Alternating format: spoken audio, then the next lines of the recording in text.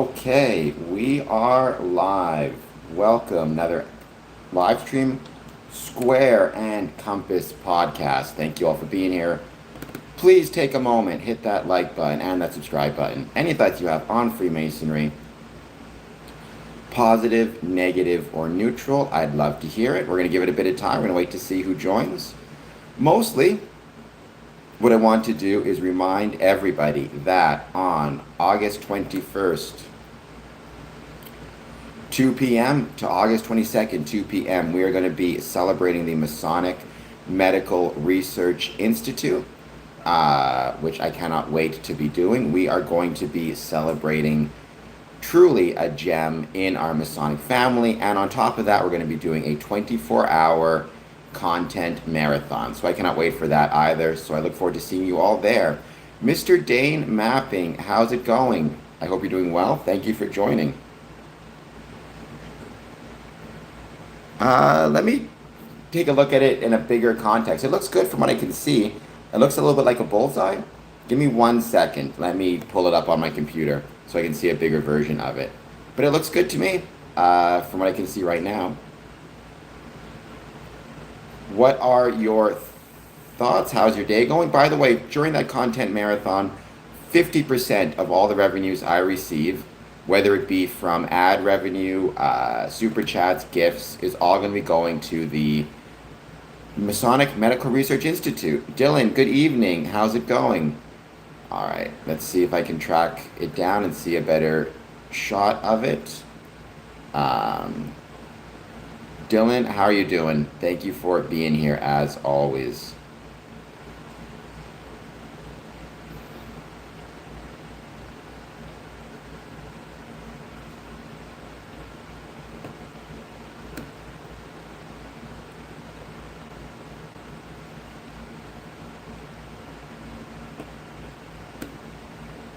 Go to channel. Danish mapping. Looks good. Okay, yeah, it's got the cross with, I think that's Denmark, right? Or the globe with the circle. It looks good. I'm assuming that's the Danish flag. Very cool. Oh, you're on Discord as well. Do you find me yet on Discord, Mr. Dane? Because I am trying to grow my Discord a little bit. I'm trying to grow my social media channels across the different platforms. So, well, let me find you. What is your Discord handle? Let me track you down, and then you can take my friend request. And you can follow me on the Discord.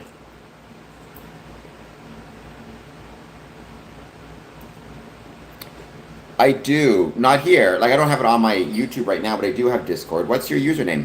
Let me see if I can track you down and find you.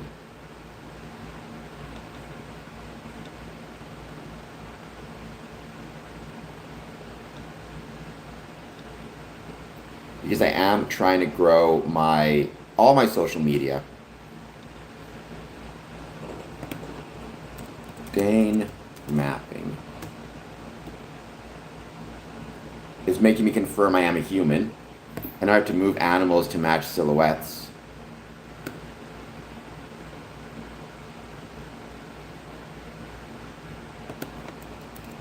Do I have to do the at first? Oh, Mr.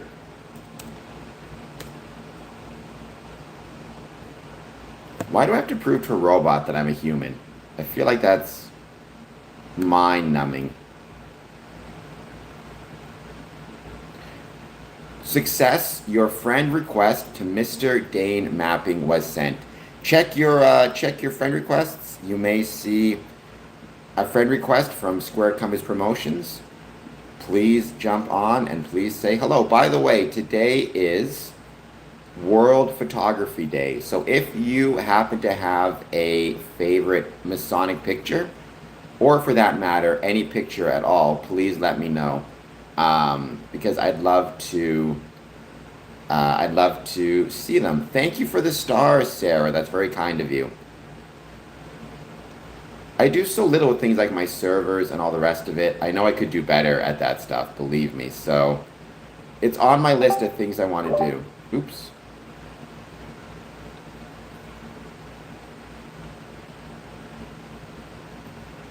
don't know what I did there at all.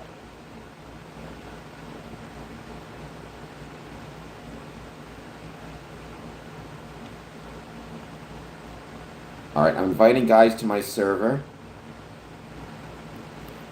I should follow my Discord more. Muslim says hello. Hello, Muslim. Thank you for being here. No worries. I mean, I appreciate being here when you can, Mr. Dane, and I'm grateful. I will be doing the 24-hour content marathon, though, so just keep that in mind, which means there'll definitely be a time in there where you can probably find me, at least for a couple minutes. There we go.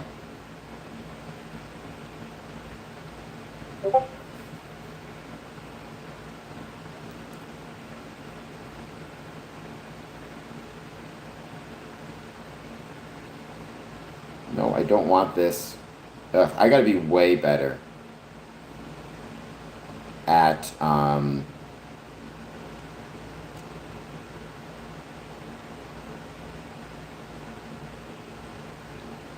sorting out how to work Discord, because this is not my thing. The most beautiful head of Mason. Well, thank you, Sherry Charlie. I appreciate that. Oof. So yeah, you're very different timing than me. Hey, I mean, how old are you actually, Mr. Dane? Remember, if you're under 18, have your parents' permission to be on stream. I thought you were a little bit older. Cool. Welcome, nonetheless. I'm grateful that you're here. I hope you guys have a great time watching my channel. I would love to learn more about Danish Freemasonry, by the way. It's something I know very little about, unfortunately. So I'd really like to learn more about it. That's one of my goals. And you always encourage me to do that, Mr. Dane. Whenever I see your name, I always think to myself, I really should know more about Freemasonry in the Danish countries. So, well, thank you, Sherry. If a God is not a true thing, so I don't know what you mean by that, Big John. I mean, as a Freemason, I'm responsible, or I believe in a supreme being. My supreme being is the rational nature of the universe as expressed through science and as expressed through geometry. Mika, please hit like and subscribe. I'd very much appreciate it. I'm from Canada, born and raised in Winnipeg, currently live in Windsor. And welcome to the channel. Thank you for being here. No, there's no Baphomet in Freemasonry.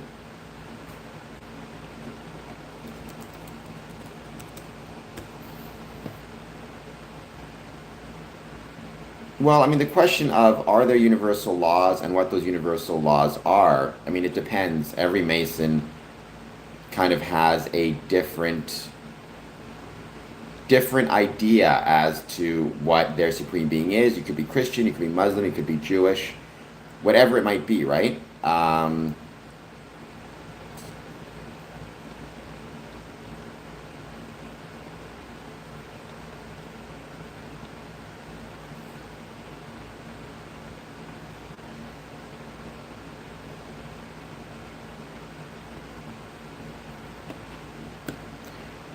Rationality and order cannot exist without a creative, intelligent designer. I'm not so sure that's true, BSM, but everybody's going to decide that for themselves. No, Freemasonry is not Jewish. There are Freemasons of a variety of religions, faiths, backgrounds, ethnicities. Some are Jewish, some are Muslim, some are Christian, some are Hindu, Sikh, whatever it might be. Which science do I believe? I mean, I don't think there's such a thing as like which science. There's different scientific theories, but science itself is simply science itself is simply a belief, or not a belief, is a method. It's a method of inquiry, right? Which really you could say, in our modern sense, began with the scientific revolution of Newton. What's my opinion about Israel? I'm actually a member of a Masonic lodge in Israel, but you have to separate Israel, the state, from Israel, the people living within it. I have a lot of issues and problems personally with the government of Israel. Not a fan at all, or in a lot of their actions they've taken, including in Gaza and Palestine. But I understand that there's a difference between the people and the government. You always have to be willing to separate the two. In the same way, I'm not a fan of the American government, but I have no issue with the people of America. Science is study. Science is a method, right? Science is a methodology. What rite of Freemasonry? Nad, I'm not quite sure what you are meaning by that, because you could be referring to rite as in Scottish rite or York rite. I am Scottish Rite Mason. But keep in mind, to be a Mason, you don't have to be part of any rite. You can simply be, I want to say simply, you can be craft degree. You can be part of the first 3 degrees of Freemasonry, right? Which is more than good enough kind of thing, right? It's the most basic level. So, not basic, it's the foundational level upon which all of Freemasonry rests. And if you make it to the 3rd degree, you are the highest degree in Freemasonry. And so, this idea of needing to be part of a rite is not the case, unless you mean like Emulation Rite or Preston Webb or Memphis Mizraim or blah, blah, blah. But those aren't really...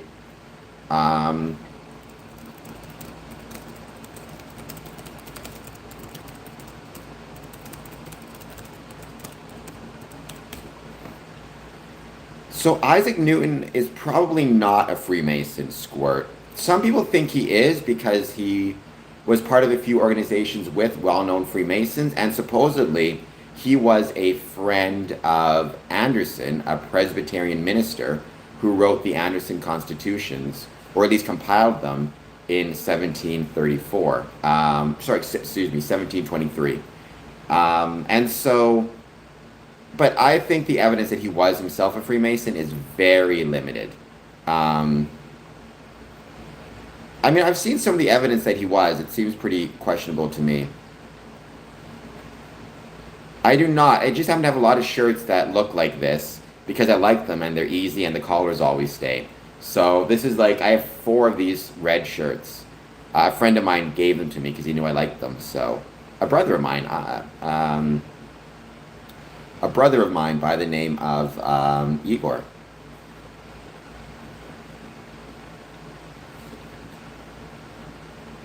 What's my opinion about Iran? Again, the people and the government are different. Not a fan of a government that is theocratic. Not a fan of a government that does not allow for Freemasonry.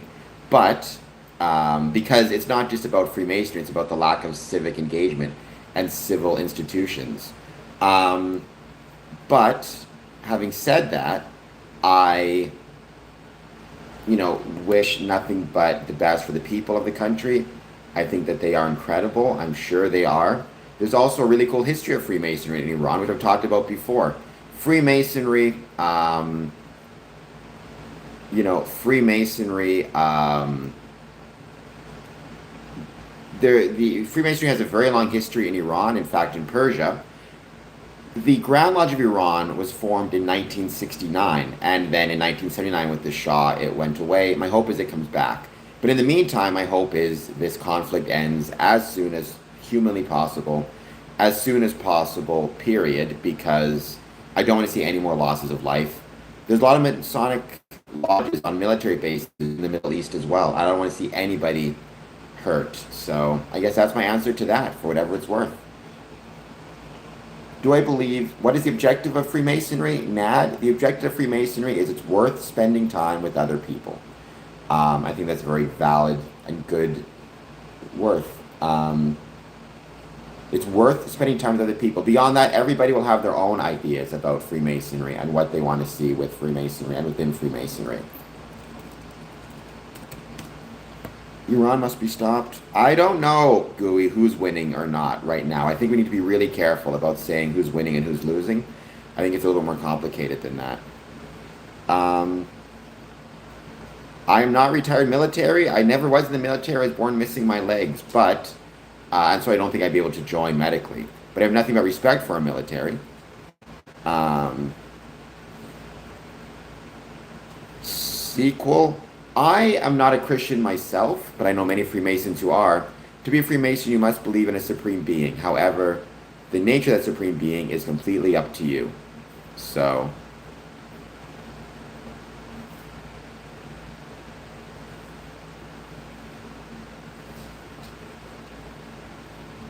home slice, well, that's what this channel is all about. Mike, you're asking political questions. We in Freemasonry don't discuss politics. I will say I think it's fairly obvious America started this one, but that's my own opinion. Again, what I care about is a lot more simple. I just don't want people to be killed, especially civilians. But you know, there's a lot of Masons who are part of the military. There's a lot of Masonic lodges on military bases in the Middle East. And I said before, I'd love to see Freemasonry return to Iran, which I would, but not at the expense of people's lives. That's for sure. Would I ever? And you know, there's no guarantee that once this war is over, we're going to have a situation where there's more freedom for the people of Iran, anyways. Would I ever consider becoming Christian? I mean, when you say consider it sequel, I don't know what that means. Sure. I would consider becoming Christian or Muslim or Jewish or, you know, converting to a variety of different faiths. If I, you know, I can't imagine the future. Right now, I'm pretty happy with my beliefs. But it's always possible you learn new information or you discover something new. I try to keep an open mind about religion as a general rule. That's a Masonic ideal as well, keeping an open mind about religion and religious understandings. Muslim, maybe. I mean, the extent to which Israel is encouraging this war is a debatable thing. The extent to which it's been America's choice, I think you have to keep in mind America and the president has his own agency. Again, I just think I want this to be over as soon as it possibly can be. And I want there to be, as, you know, if possible, zero, no more loss of life at all. Certainly for the American troops, certainly for the people of Iran. You just want this thing over. You know, you just want this thing over. What are my beliefs? I believe, so my supreme being is the rational nature of the universe as expressed through science and as expressed through geometry. I know I got a big nose, Joe. I've grown to accept it. Please hit like and subscribe. You can be Catholic and a Democrat, Gooey. What you could not do is discuss being Catholic or being a Democrat here in a Masonic lodge. For obvious reasons. America can have its agency, but can't be Mossad. I mean, sure. Again, I don't think, when it comes to this idea, I think you need to be really careful. Obviously, people have their own agency and their own ability to make decisions about how they act. What matters in Freemasonry is, in a Masonic lodge, you don't discuss religion or politics.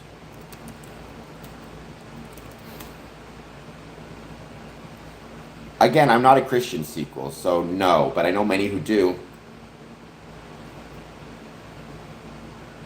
I'm a Freemason.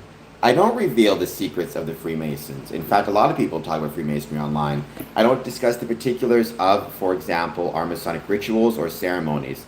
I'll give general information, but the specifics, otherwise known as the modes of recognition, I do not discuss.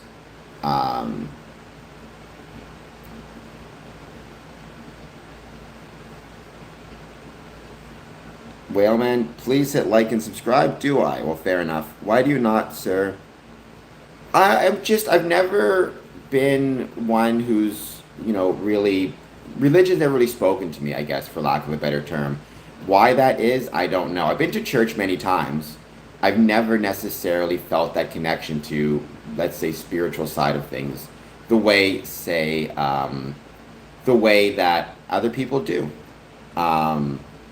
But again, from my perspective, I said this before, you can be Muslim, Jewish, Hindu, Sikh, whatever it might be.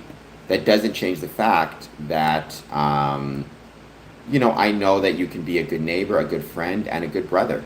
So, and that to me is the most important thing, and that's what Freemasonry teaches us. I can discuss religion here. I can't discuss religion in a Masonic lodge. You know, afterwards, I can talk to my brothers about their religious faith, about what they believe, and that is something I really enjoy and love talking to people about. But I cannot discuss religion here. I cannot discuss religion in a Masonic lodge. I think personally it's one of the greatest strengths of Freemasonry is the fact that unfortunately we live in a world where so much of our discussions are based on what divides us, are based on politics, religion, we forget to focus on what connects us, such as, in this case, our love of one another, our friendship, our brotherhood, our desire to be better people and to support one another. That, I think, is where you see the greatest strengths in Freemasonry. In fact, in life, I think we need to have more groups and organizations like Freemasonry that remind us that there's far more that, you know, connects us than divides us. At least that's always been my experience.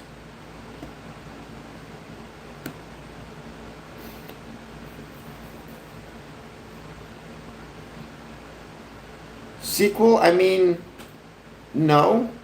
I've never felt sad because I never really felt that connection to religion or churches the way others do. In the same way, like, when I listen to, so I don't know what your favorite song is, Sequel. Um, but for me, like, I don't know what your favorite song is. My favorite song is Simple Man by Leonard Skinner. I love that song. But if somebody tells me their favorite song is, I don't know, a song I don't really connect to, and I listen to it and I don't connect to it, it doesn't make me feel sad because, at the end of the day, like, it's just not for me, and that's okay, right? I have my own things I love and my own things I listen to, and other people have the things that connect to them. It's like Freemasonry in some ways. I'm grateful to be a Freemason. I love being a Freemason. Other people, they may have other things that they love, and that's okay. Other things they feel connected to. For some reason, as soon as I, joined a Masonic lodge, I immediately felt a connection to it. It seemed like this is the type of thing I really like. In the same way, the very first time I ever listened to the song Simple Man by Leonard Skinner, I really liked it. So, yeah. So, Muslim, I have said many, many times, and I still feel this way, you cannot separate the economic conditions of a country from you cannot separate the condition of Freemasonry in a country from the conditions of Freemasonry.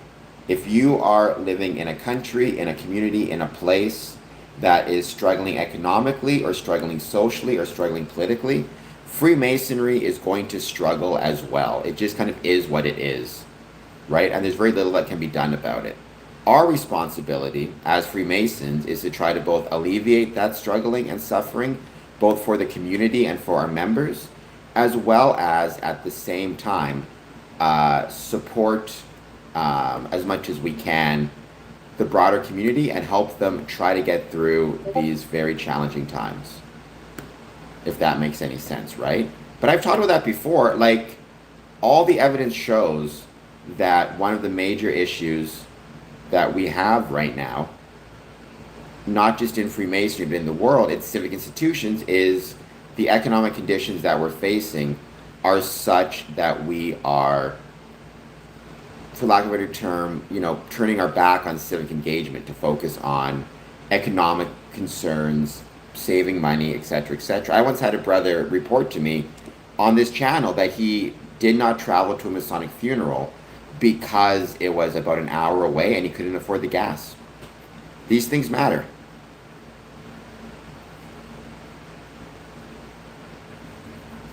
Well, I mean, sequel, I don't think so obviously a lodge, I mean, it's about me, not about the thing, right? It's what spoke to me. It's like asking, what is the difference between your favorite song and my favorite song? I can go through the different chords and the different words and the different genres, but why does one speak to me and the other speaks to you? Who knows? I don't know if we can ever answer that question. Trying to actually honestly answer why you like or dislike something, who knows? For me personally, I love the way that Freemasonry welcomes people of different faiths, backgrounds, and beliefs. I've said it a million times. Whoa, Muslim, no anti-Semitism on this channel. You need to calm down. You're getting yourself into times out. Um, um, I appreciated that quality of it. I like the history and the tradition. I like the fact of the metaphors and the stone masonry. I find that fascinating. I like the emphasis on science and technology. Well, not so much technology, but science and scientific discovery, right? I really appreciated that quite a bit. The liberal arts and sciences education, the idea that the more you learn, especially around the liberal arts and sciences, the better. And also, I always appreciated the idea of a focus on geometry as a rational, like the idea that the world is observable and the world is understandable.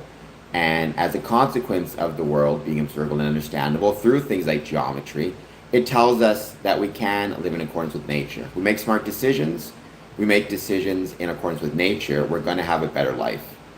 That's something I really, really like. But at the core of it, like, you also have to remember one does not replace the other. So there are some people who, in the same way, you can love two songs. You can have your favorite song and your second favorite song. There are plenty of people, their favorite thing is their church and their religion and their religious understandings. Their second favorite thing is Freemasonry. Or, their first favorite thing is their religion, their second favorite thing is their family, and their third favorite thing is Freemasonry. Who knows why that is the case? Again, once you actually core down to it, I've actually had this experiment with other people in the past, and it's been really fun. Where they'll tell me, why do you like Freemasonry? And I'll give them some answers. And they'll say, you can get those things from other places, which you can. So my usual response is, okay, tell me something you like. And they'll say, I like, football. I'll say, well, you can get, sports in a variety of different contexts. Why do you like football? And I keep drilling down, and eventually they get to the end of it, which is they like football because they like football. It just speaks to them. Sometimes it's hard to know why.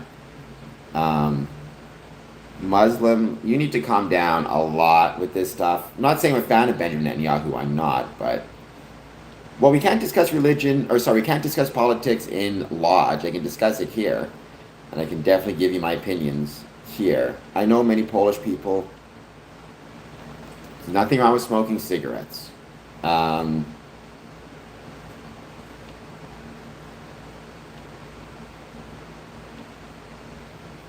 It is also, the extent to which Freemasonry affects my daily life, it affects my daily life literally every day because I'm here doing this every day, or at least Monday through Friday.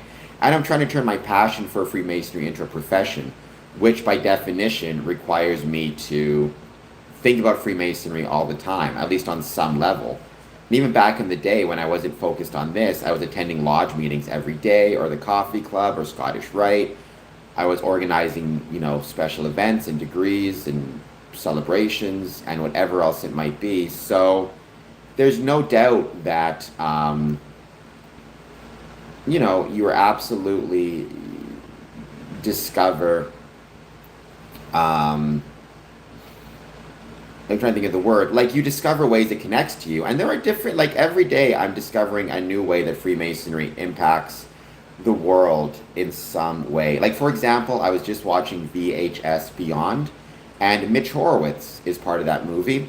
I interviewed Mitch Horowitz for my channel once upon a time, which I really loved. And, little connections here and there. When you see, for example, the Masonic Medical Research Institute and all the medical research it has done that is helping people yesterday, today, and for tomorrow.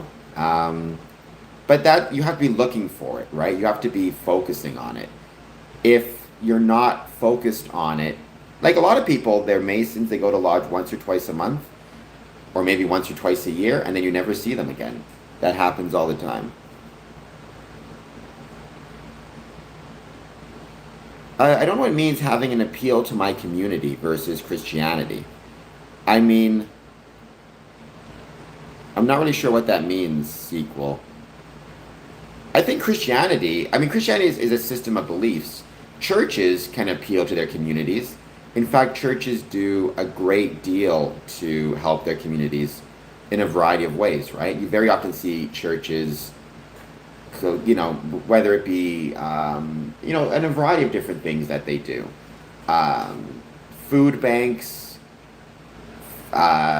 organizing shelters, serving dinner to the homeless, charitable donations.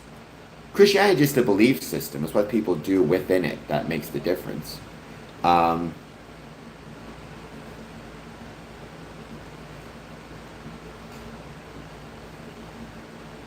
well, I never felt connected or disconnected, and I was never looking for answers.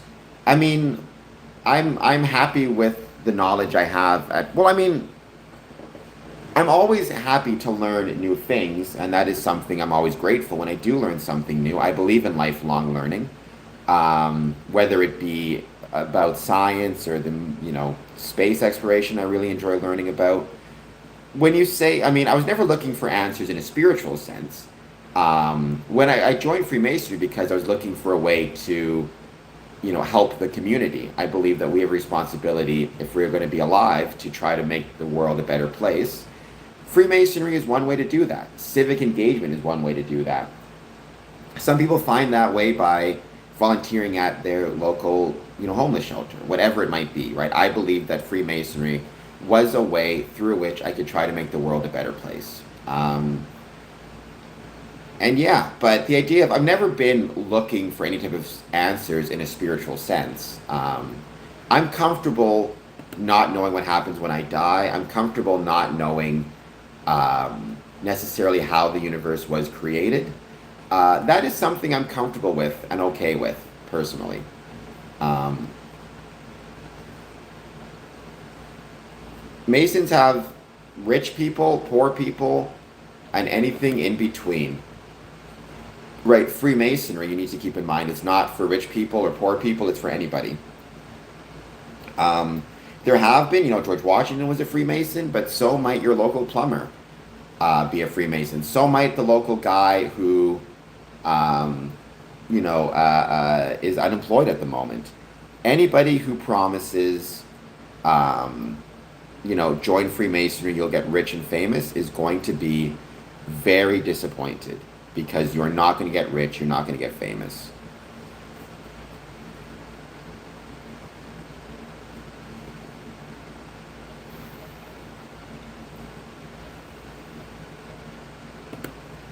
And nor should you be just joining Freemasonry to get rich or famous. That is not a, shall we say, healthy approach to take in life. You should join because you can contribute. I think that's always the case.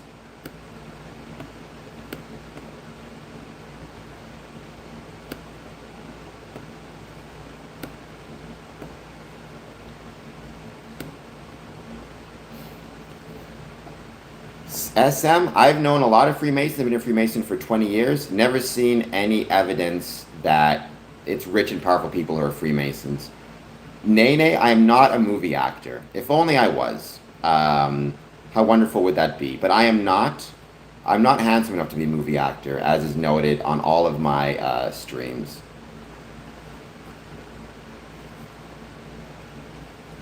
I believe we should always help the Jewish community. We should always help any community. I mean, as much as we can. Now, within Freemasonry, one of the rules that you always are reminded of, and I think it's very important, is, the rule of charity must be balanced by prudence and with prudence. And one of the things I'm most proud of is, when Freemasonry reminds us that yes, we should try to help people, be they homeless, Jewish, different ethnic groups that may be facing discrimination, people with different, like we can pick where we want to engage our charitable efforts as we should. However, it also is very important that we remember that we must do that with prudence. For example, I'm looking at being a kidney donor, a living kidney donor. But that whole process of donating my kidney reminded me of the importance of giving, but giving in a prudent manner. There's lots of testing that has to be done. There's lots of checks that have to be done. There's lots of forms to fill out and, things to review. And it's important that we do that because giving your kidney to somebody is a big deal and it needs to be done safely and it needs to be done with prudence. So SMCLD, I don't disagree with you. One of my favorite Masons of all time, Voltaire, famously said, "We are responsible for all the good we do not do," which I believe to be the case, by the way. However, I don't think that's a Masonic issue. That is a human issue. We could all change the world real quick if we wanted to, but we choose not to. And we choose not to for a variety of reasons, but I think if we're looking to know why the world is the way it is, I think the first thing we need to do is look in the mirror, and not at Freemasons, but at each of us. But I'm trying my best for whatever it's worth. Maybe I'll be lucky and one day I will, actually succeed in trying to make the world a better place. People are not making it easy, that's for sure. So all we can do is our best. But I am grateful for the times that Freemasonry has helped me and allowed me to try and, make the world a better place. SMC, I think poor people exist because we as a society choose to allow them to exist. We could, if all of us chose to make better decisions, and better decisions, have a much different world. But I can't make decisions for other people. I can just make decisions for myself. And hopefully through things like Freemasonry can assist with that also.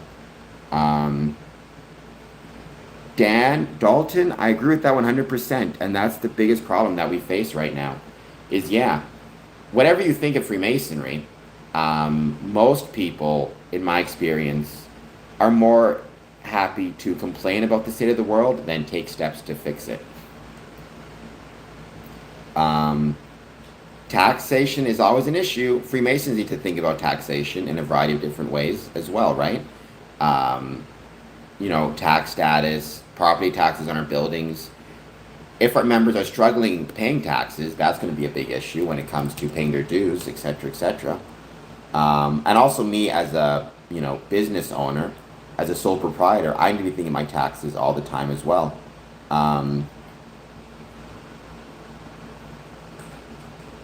Mink, well, whether Freemasons are weirdos or not, I guess I'll leave up to each person to decide.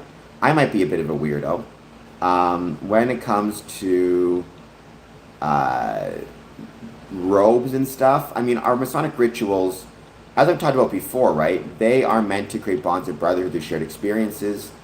They are equivalent, ultimately, to your family recipes, which obviously you should care a great deal about maintaining and protecting your family recipes. So, welcome Tommy from Sweden. Please hit like and subscribe. Mort, we're going to see what happens. Mort, good advice. Thank you for that. They're talking to me a lot about the ways to make sure I donate my kidney as safely as possible, because it is obviously it's a big deal. Now, I don't want to overstate it. Look, they're taking very good care of me. They're going through the process safely, carefully, making sure I'm as healthy as I need to be to donate a kidney. But I think at the same time, it's really important that we, as, remember that if we're going to, we need to be prudent about these things, right? We need to be careful about these things. And prudence within our Masonic life and charity is very important. Well, I guess, Mink, what I would first of all deny is the term esoteric rituals. We perform rituals and ceremonies, but football teams perform ceremonies and rituals. Families have rituals. People have rituals before they take tests. The presence of a ritual is not inherently Luciferian. The presence of a ritual is simply a way that people either center themselves or create bonds of brotherhood through shared experiences.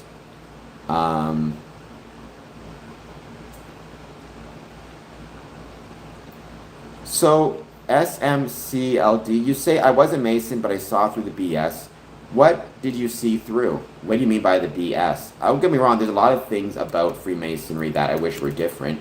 There's a lot of things I struggle with when it comes to Freemasonry and just being exhausted, etc., etc. But I'm curious what you're speaking of specifically. Mink, my suspicion is the plethora of evidence you're referring to is primarily Albert Pike. Or potentially ex-Masons who've spoken some nonsense. That is my assumption from whence you're going.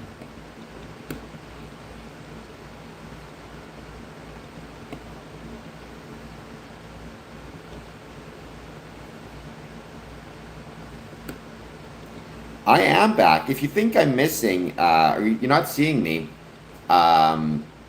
maybe what you need to do is turn on your notification bell just to make sure that turn on your notification bell just to make sure you're not missing me when I jump on the screen. I think Albert Pike seems to be what 90% of people reference when they reference Luciferianism and Freemasonry. So I'm not saying it was exclusively him, but that seems to be the foundation and the basis of what a lot of people say. So, I mean, there's a lot there. SM, I've been a Freemason for 20 years. Contradictions from inside the lodge versus how people act outside. I mean, I'm fairly sanguine about that one because I think we're all kind of hypocritical. There's a lot of things I've done in my life that I'm not proud of. There's a lot of things I've done in my life that I'm actually have no shame about, but I know other people would not be a fan of them. I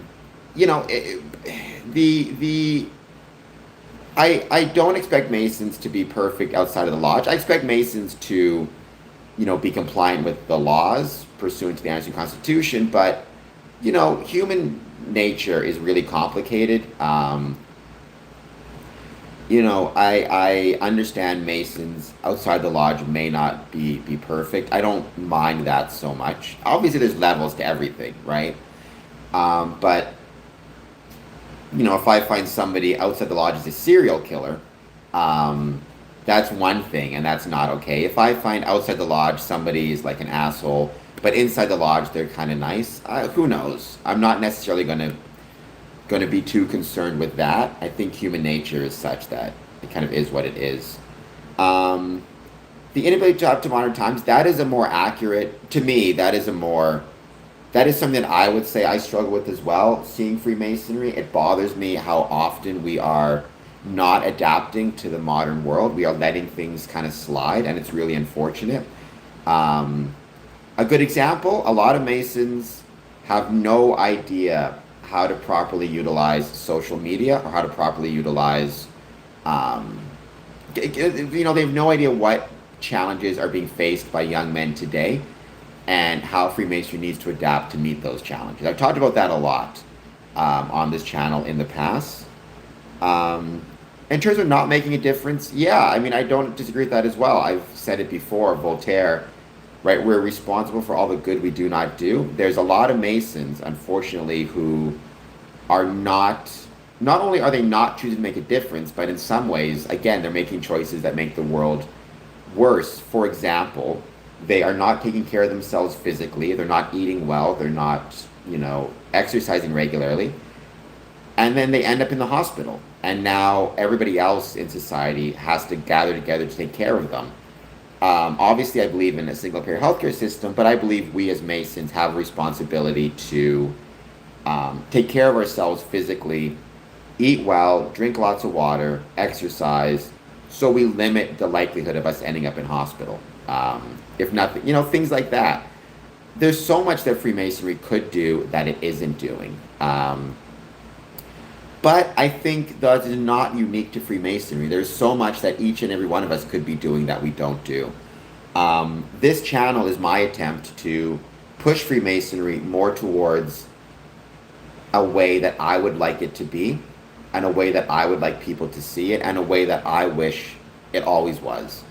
And I've had some successes and some failures.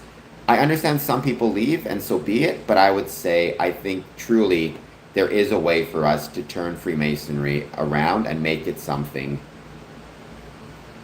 that we can be kind of proud of. At least that's my goal, and that's my hope.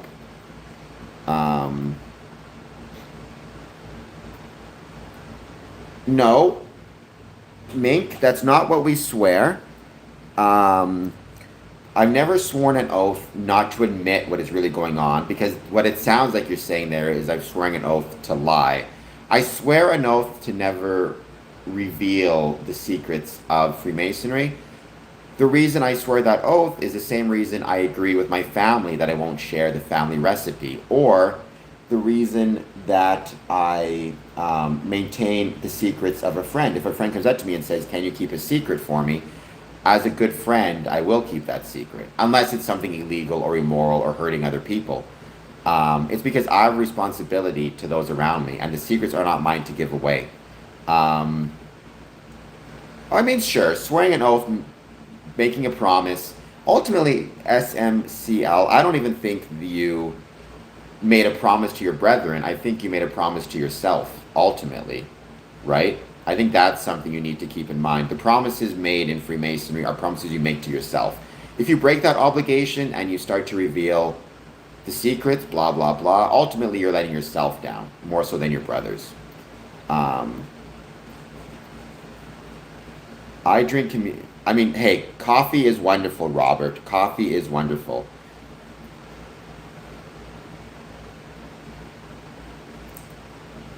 Well, Freemasonry is not a cult for a variety of reasons. The main reason is it never attempts to isolate anyone, right? Like, the thing about Freemasonry we need to keep in mind and remember, a lot of people, like, what makes a cult so dangerous is the goal of a cult is to isolate the membership from friends, family, employers, religion, the community at large, because that way you can control them. We in Freemasonry don't want to isolate anybody. Right? A lot of cults will trick people by saying, you join of your own free will and accord, but then you're not allowed to leave, or you can't leave because they isolate you. Freemasonry, it's not simply that you consent to join, it's that you consent to remain. And if you ever want to leave, you're free to do so.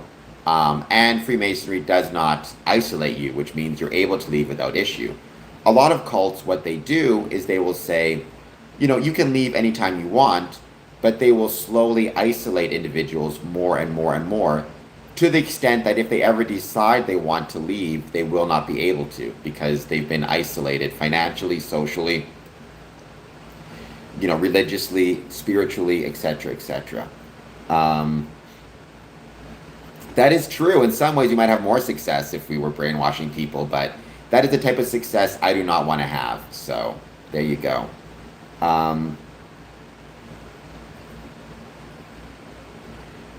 Mink, in some ways, we are a brotherhood. There is also, I always want to remind people, when they say, oh, it's a brotherhood, I want to remind people, like, there's also the Order of Women Freemasons, there's also Eastern Star, there's even co-masonry, which is in some places recognized, in some places not, which is perfectly fine. But Freemasonry is not exclusively for men. I think that's important to remember. And I think sometimes people forget that, which is unfortunate.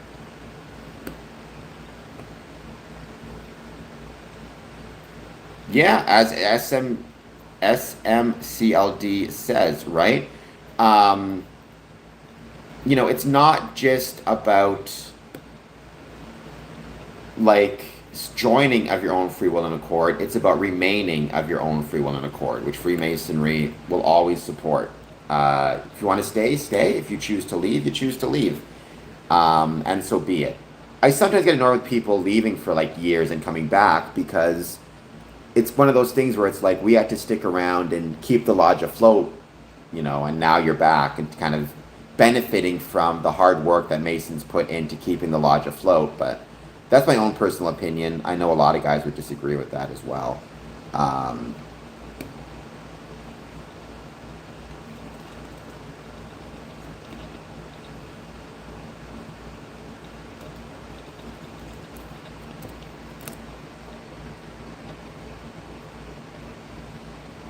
but yeah, Freemasonry, not a cult.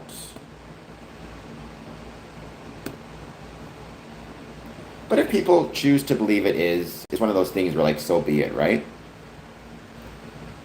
Trey Hooper, welcome. Please hit like, please hit subscribe.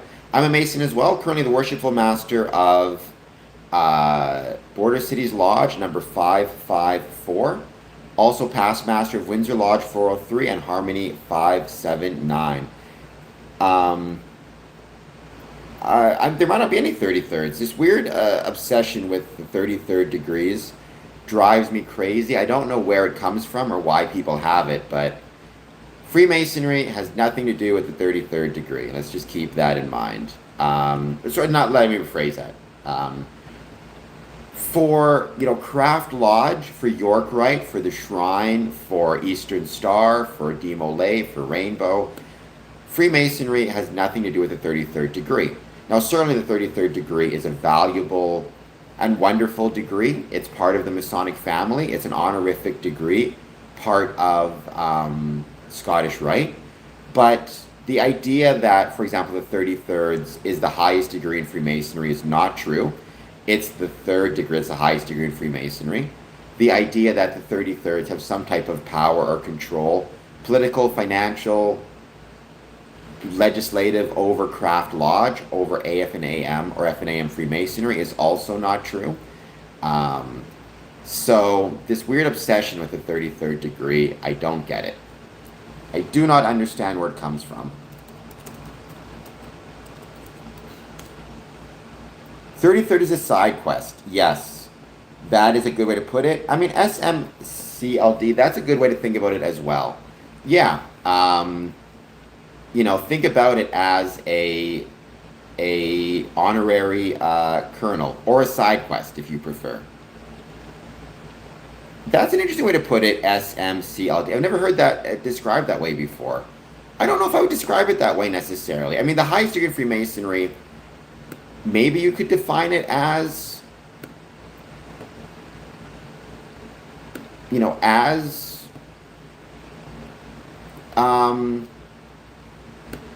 I don't know, that's an interesting way to describe it. Like, is the highest, so if you're an entered apprentice and that's as high as you want to go, are you as higher level as a third degree? I mean, I don't know if I would go that far. I don't think you can say that. But there's something to it. Certainly, I don't think anybody should feel like they have to get their third degree, no matter what. I've known brethren who, get their EA degrees, but remain very active in the lodge. Now, this is a Canada thing. This is an Ontario thing. But yeah, I think a lot of Masons are able to accomplish and achieve a lot and have a very successful Masonic career by focusing on, or just staying even at the EA degree. They don't have to go beyond it. And I think that's a good thing to keep in mind. No, it's not a side quest straight to hell. There is no going to hell in Freemasonry.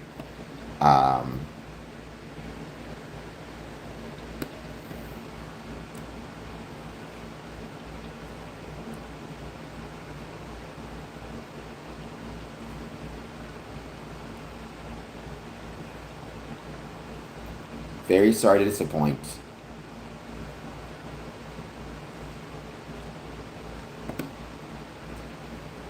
The first thing I learned by myself that the degree, I mean, it should never be,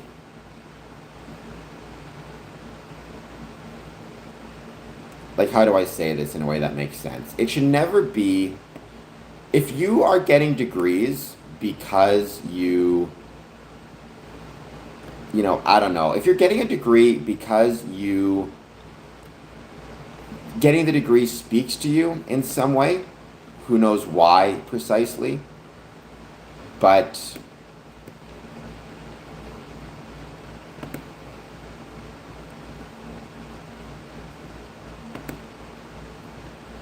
like, I think that's a good thing.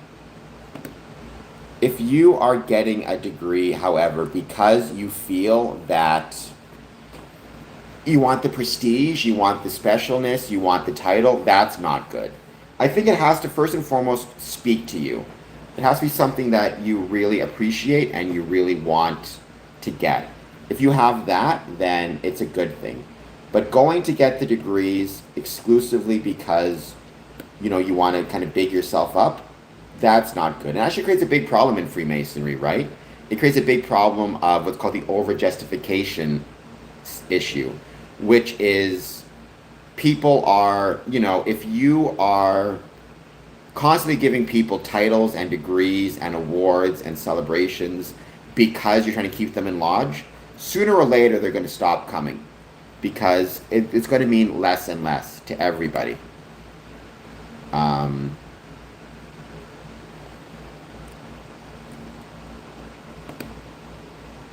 So that's a big problem. Emily, welcome. Thank you for being here. Yeah, I think to me the most important thing is always going to be, are you taking part? Right? That is what matters the most to me. Are you taking part? Are you helping out? Are you supporting the lodge?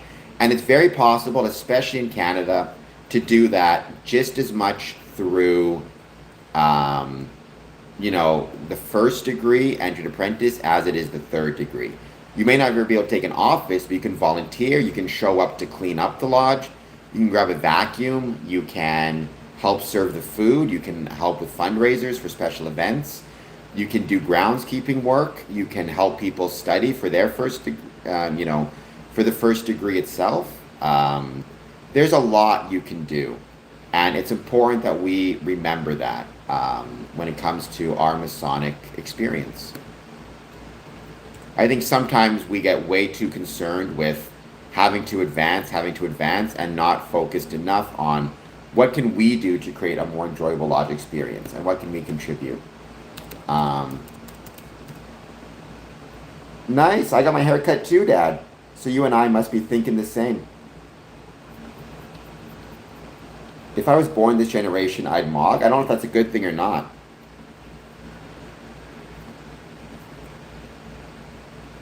Well, try. It's okay. The beautiful thing about that is you can always grow your hair out. So you'll be okay. Who delegates tasks and chores? Technically, it should be the worshipful master who is delegating things, right? He's the person responsible for the lodge. But keep in mind, you should never wait for a brother to delegate work to you to do it. Like, if there's something you want to do, if there's something you're interested in doing, you should absolutely be willing to talk to the lodge, ask them, and, see if you can do it. I think one of the biggest mistakes we make in Freemasonry and in life is very often we will, if there's something we want to do but no one asks us, we just won't do it. Don't be afraid to approach the lodge. Express your interest in wanting, I want to do this. Who knows what it is? Ask them if you can. There's nothing at all wrong about doing that. And waiting for someone to approach you, I think is a mistake. I think one of the beautiful things about Freemasonry is the fact that we have people willing to step up and do things. You should ask first, because it's always a good idea, but don't be afraid to approach somebody. Don't think that you need, to get permission, because you don't. You don't need to get permission to ask. Just like you don't need permission to join a lodge, you don't need permission to approach a lodge and express your interest in joining. You don't need permission to approach the worshipful master and express an interest in doing something for the lodge. Don't wait. Don't wait to be invited to approach a lodge and express interest in joining. And don't wait to be approached by the worshipful master to express an interest in helping out. And, what it could be a million things. Maybe you're a really good cook. So you approach the lodge and you offer to cook them a dinner. Maybe I don't know, maybe you're really good at computers. You approach the lodge and express your interest in um, creating a website. Maybe you're good at manual labor. You're good at building things. You offer to fix a broken pipe or something. All that stuff matters. To be one, ask one. I'm not a huge fan of that term, Mink. I think it's kind of a little bit trite, but it's not wrong. Like, if you want to be a Mason, approach a Mason and express your interest in joining. And if you don't know any Masons, approach the closest Masonic lodge to your area and express your interest in joining that way. Um, you know, uh, Go to Google, find the local legitimate Grand Lodge. There should be a Masonic lodge in your area, and you kind of just go from there. But I'm not a huge fan of the term to be one ask one. I just feel like it doesn't really help get people where they need to go, right? It's like, I don't know, does it really make a ton of sense? Like, if somebody says to me, how do I become a Mason? And I say, well, to be one, ask one. Like, I don't know if that's that helpful to them, to be honest. I don't know if they're really going to understand what I'm saying. I don't know. I wish there was a better term. I just can't think of what it would be. A better slogan to describe that. On-site maintenance. Again, Mort, if you're looking for work and you want to be a private contractor, you could. It just depends on a lot of different factors, right? Like, does the lodge, does the building have the funds to hire private contractors? Are they mostly doing it in-house, volunteerism? It's really tough to figure out, right?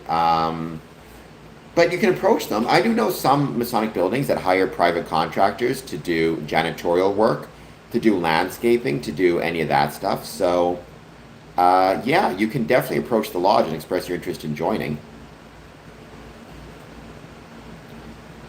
Yeah, SM. I mean, and I would say in a general rule in Ontario, not all the time, but as a general rule in Ontario, what you see is Masonic buildings are co-ops owned by the members who meet there. But that's not all the time.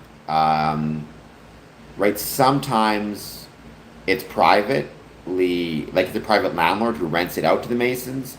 Sometimes there's some type of leasing situation. It just depends on the jurisdiction. Um, but a lot of lodges struggle. Clearly, Mink, you've never seen my Masonic lodge, which has dozens of windows.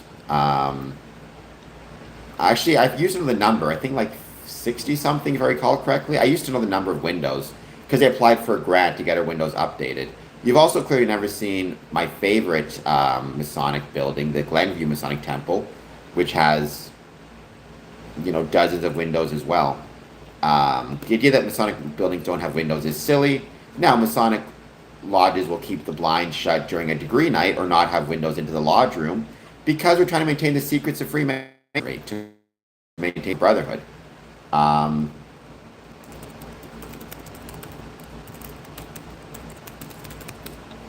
but I assure you, the buildings themselves have a lot of windows.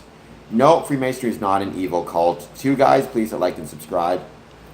SMCLD, you're not wrong about that. We are really struggling with, unfortunately, a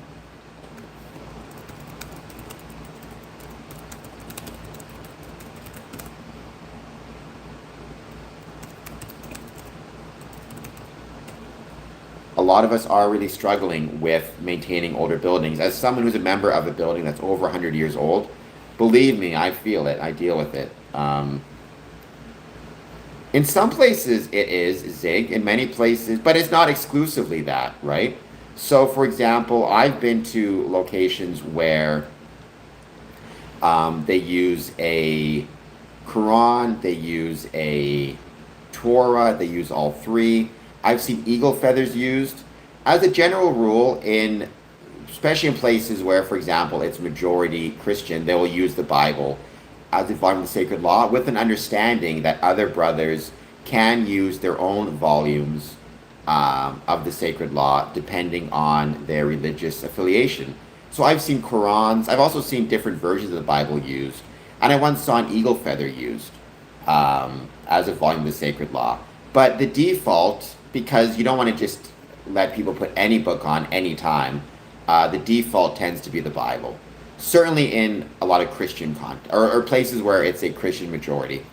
Um, I mean, well, we don't always use books, Tip. I would say, like I said, I've seen eagle feathers used, and I've been told that some Wiccan Masons used rocks and used, well, not Quran, Bible, but I've seen a Quran used, a Bible used, a Torah used, gems or rocks for Wiccan Masons. So, right, that is a situation as well.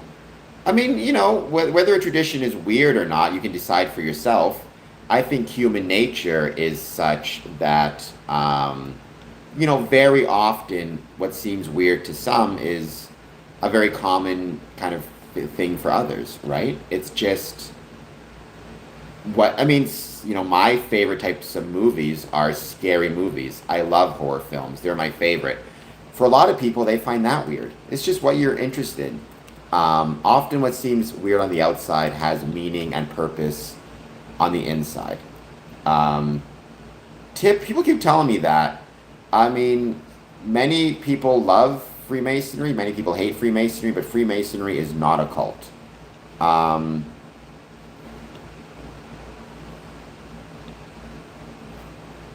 the Illuminati has not existed for like well over 100 years.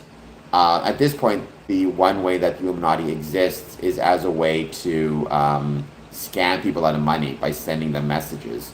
Um, and telling them they can join the Illuminati, which drives me crazy. Um, so yeah, so there is that situation. The idea of worshiping intellect, Freemasonry is not a religion, so we don't worship anything, right? You need to keep that in mind. We're not set up to worship, but definitely I think Freemasonry understands that the more knowledge you have, the more useful you can be as a member of society, keeping in mind that that knowledge is not in and of itself sufficient. You need the knowledge plus other things, right? You need knowledge plus wisdom. You need knowledge plus a grounding of some sort. Um,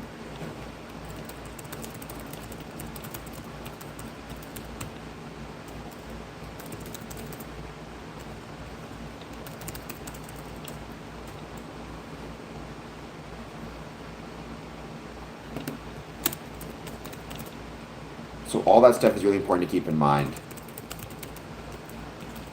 By the way, if you're not done so yet, please hit like, please hit subscribe, please turn on your notification bell, and please get ready to join us on August 21st, 2 p.m. Eastern.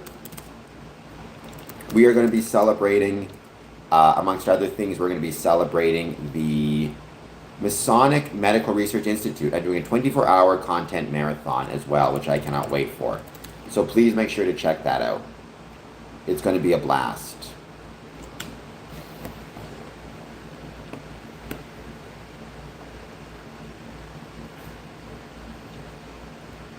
SM, I mean, to my knowledge, they don't exist. Again, like, the problem with this is, the problem with this idea of, like, does Illuminati exist or not? It's like, what do you mean by exists? I know I'm not trying to be like the Jordan Peterson here, right? Like, if I get together with two of my friends and say, hey, let's start the Illuminati, and then I send an email out to 500 people saying, I have just started this group called the Order of the Illuminati. I hope that you all will join me. It's going to be an excellent group. Does the Illuminati now exist? Because I've created a group called the Illuminati? Like, it needs to be more than that. It needs to be more than just people sending messages on Facebook. It needs to actually be meaningful in some way. And I think the challenge that we're facing is there's a difference between something existing and something existing in a meaningful way, right? Um, Professor, welcome. You can be Jewish, Hindu, Muslim, Sikh. You're always welcome. And I'm grateful that you are here. SMCLD is not wrong. Um, some people do, Mink. I can promise you some people do because I hear it all the time that the Illuminati still exists. Believe me, it drives me crazy, but I hear it all the time.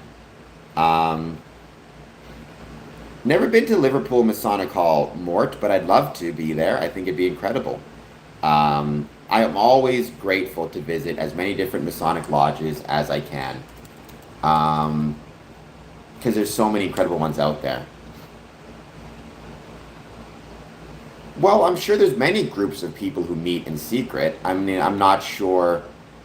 I mean, I've always believed, and I still believe, that people have the right to their privacy, people have the right to their private relationships. But more importantly than even that, people have the right to those private relationships without people casting aspersions or doubt upon them. Um, I think that's what we have to remember, right? So, I think it's important to keep those things in mind.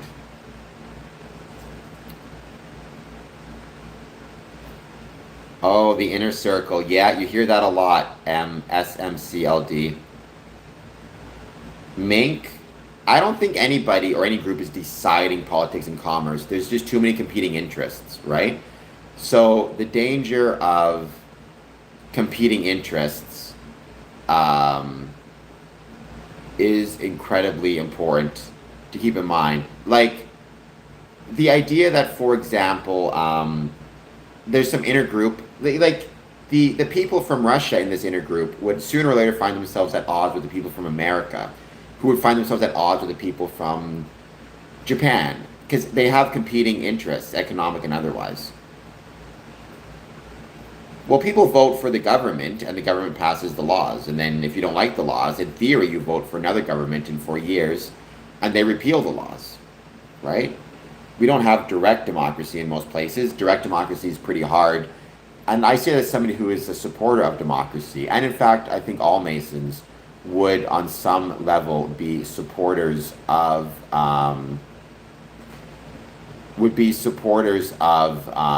democracy. It's in our kind of nature of democracy.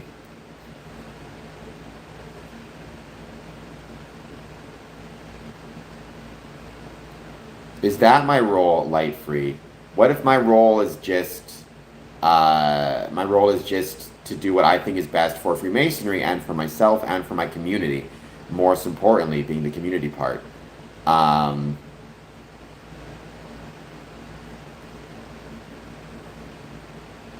yeah, I mean, there's different ways of voting, right? There's Republican democracies, there's constitutional monarchies, constitutional democracies. You just kind of have to figure it out as best as you can. There you go. I don't think my head is that bald, but all right. Why you got to be that way? Why you got to be throwing shade at my direction? What did I ever do to you? Nate Clark, please hit like, please hit subscribe. Um, and if you're going to make fun of me, what you should do is at least be nice enough to give me a super chat of a couple bucks and mark your calendars for August 21st, 2 p.m. Eastern. It's going to be a blast. I can't wait.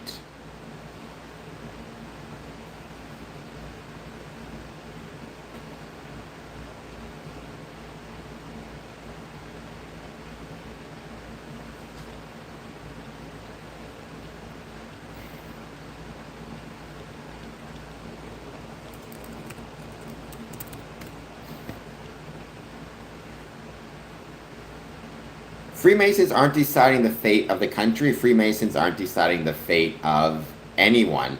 Freemasonry, I think, are helping in the same way a lot of things help try to create a better fate through civic engagement. In the same way, if you're part of, I don't know, a football team, sports and sport activities actually help to create a better world as well.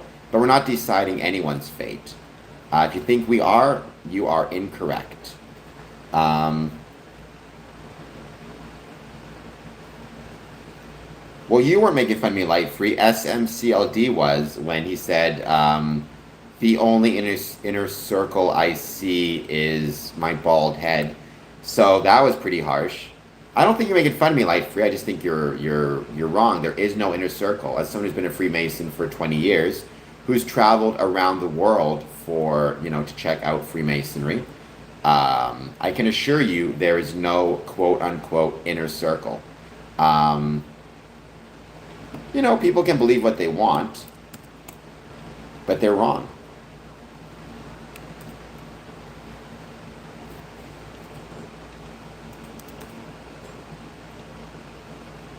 Right? And at a certain point, you just have to kind of use common sense, right? Because people will say you can't know that there's no inner circle, which is true. I also can't know that there's no invisible leprechauns in my apartment. At a certain point, I just have to use common sense, right? And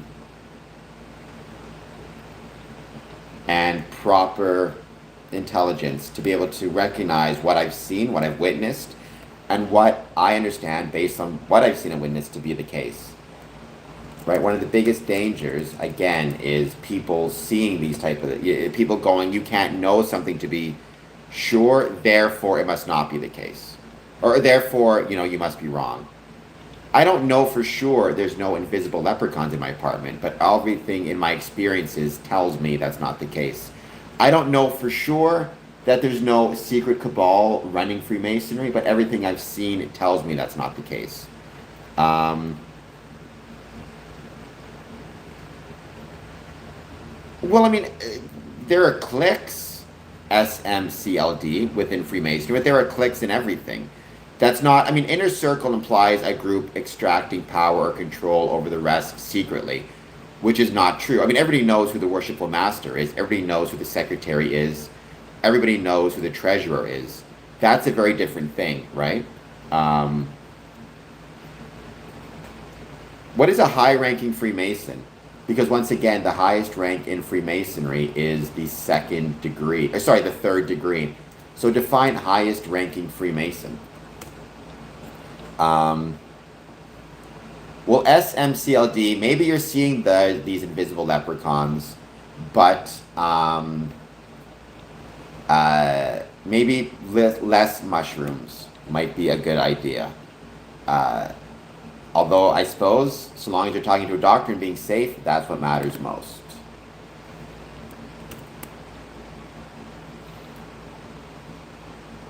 Yes, Dalton, they often do. Freemasonry and Scottish Rite are not the same thing. Scottish Rite is an independent body within Freemasonry. It is not, however, Freemasonry, nor is it the highest level in Freemasonry.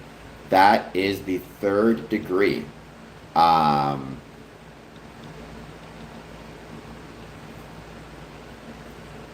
mean, Freemasonry is nor power, nor influence. I know you're joking, SMDLC. I mean, you can be. I would always say when it comes to taking any substances, I am always going to recommend, first and foremost, talk to your doctor.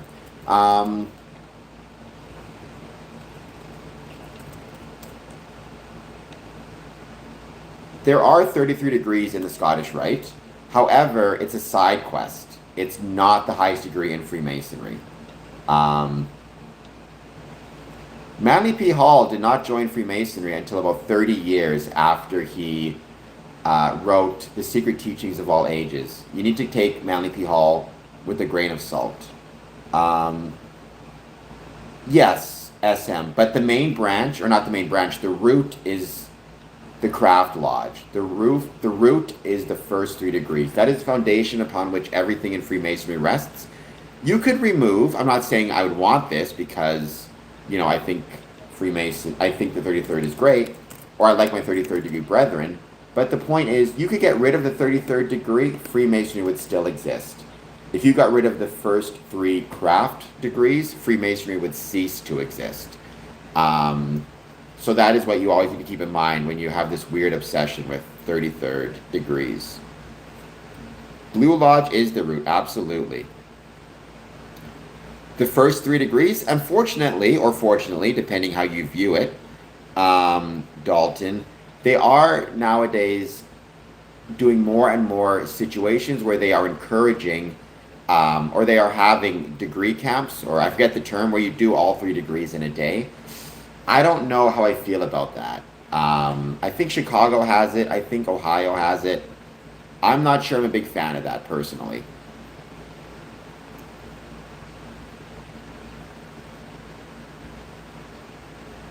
Well, you can trust me or not trust me. It's up to you. I can't make anybody trust me.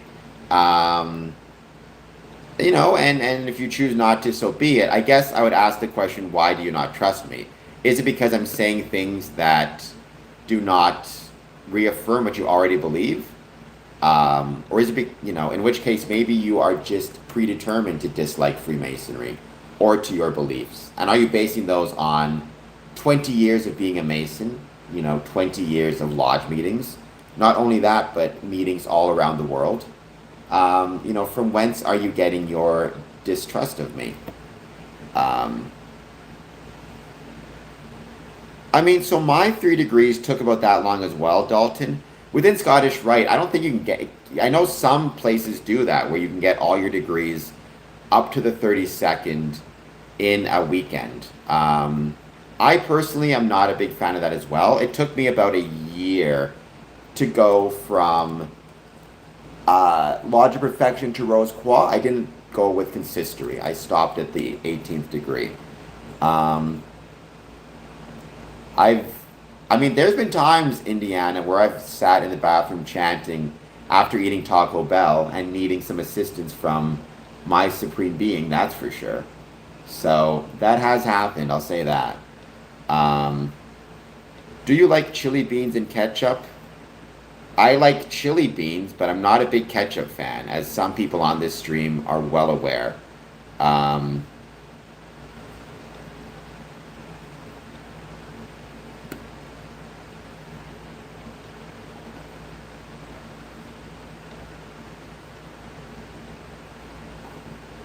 I mean, that I've never heard of that happening before. You shouldn't be able to buy your way up a degree or get bumped. I mean, I would be concerned about that, but I mean, anything is possible. I would say though, the goal should be just get your degree through your proving and within the normal framework. Every now and then I make a joke, modern welfare. It's rare, but every now and then I make a joke. Well, you say someone at my lodge got bumped up because he made some logistical contributions. I don't know what that means. Like, what is the logistical contribution that he made? Um, Mort, you'll be fine. As someone who's eaten a lot of Taco Bell, you will be just fine if you eat that. That might cure you. It's very possible.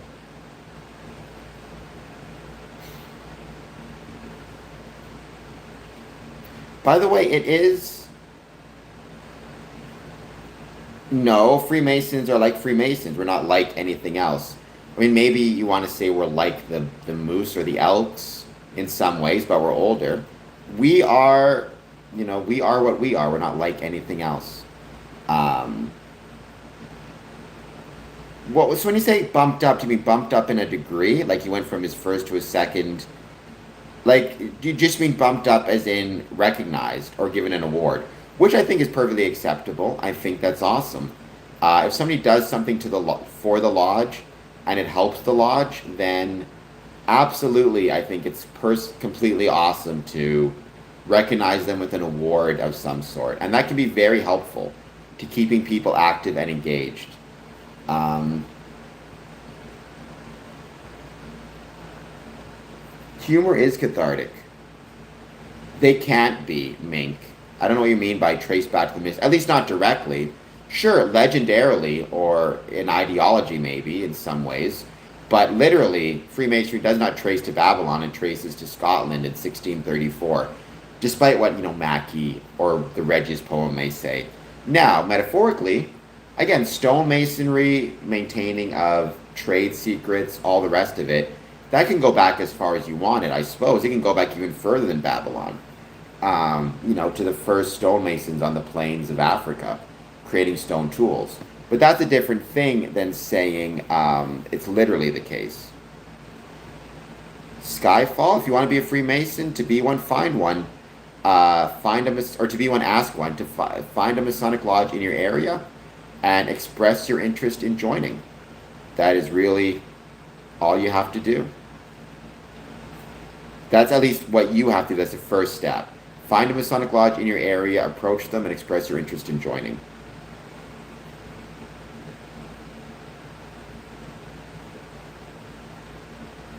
Well, but like, what ideology, Mink Griffs? Because Freemasonry borrowed ideas, or even you want to use the term ideology, from Stoic philosophy, from Egyptian mystery schools, from Judaism, Christianity, from the Islamic faith. We borrowed from architectural schools, Enlightenment era philosophy, um, architectural orders, and we borrowed primarily from stonemasonry.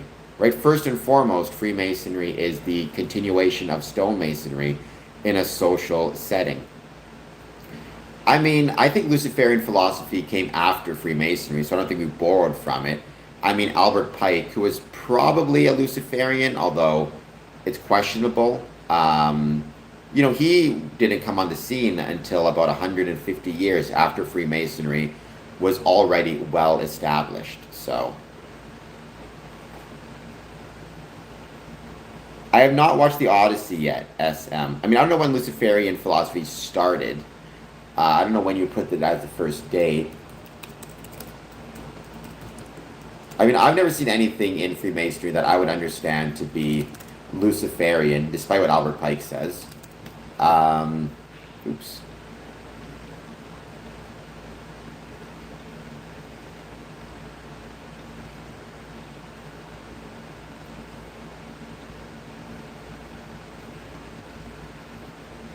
So modern organized Luciferian began in 1952.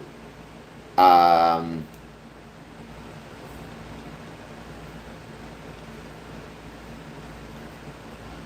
1926.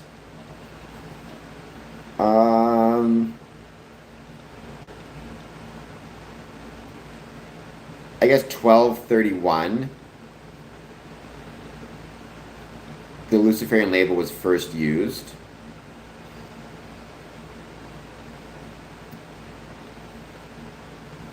I don't know. It looks like the Leo Taxil hoax was from 1854, where Leo Taxil claimed Freemasonry was associated with worshiping Lucifer. Again, that's 1854, 1891. So you can pick your different dates. It looks like it started as an official kind of religious institution in the 1950s.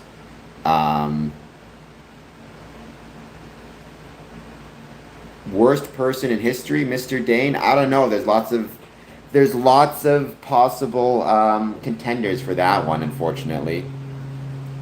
Um, well, I mean, I don't know precisely what the tradition would be. Like, again, the idea of Luciferianism, from my understanding of it, and again, this is not something I've ever seen in Freemasonry, but from my understanding of it, the tradition is that we celebrate.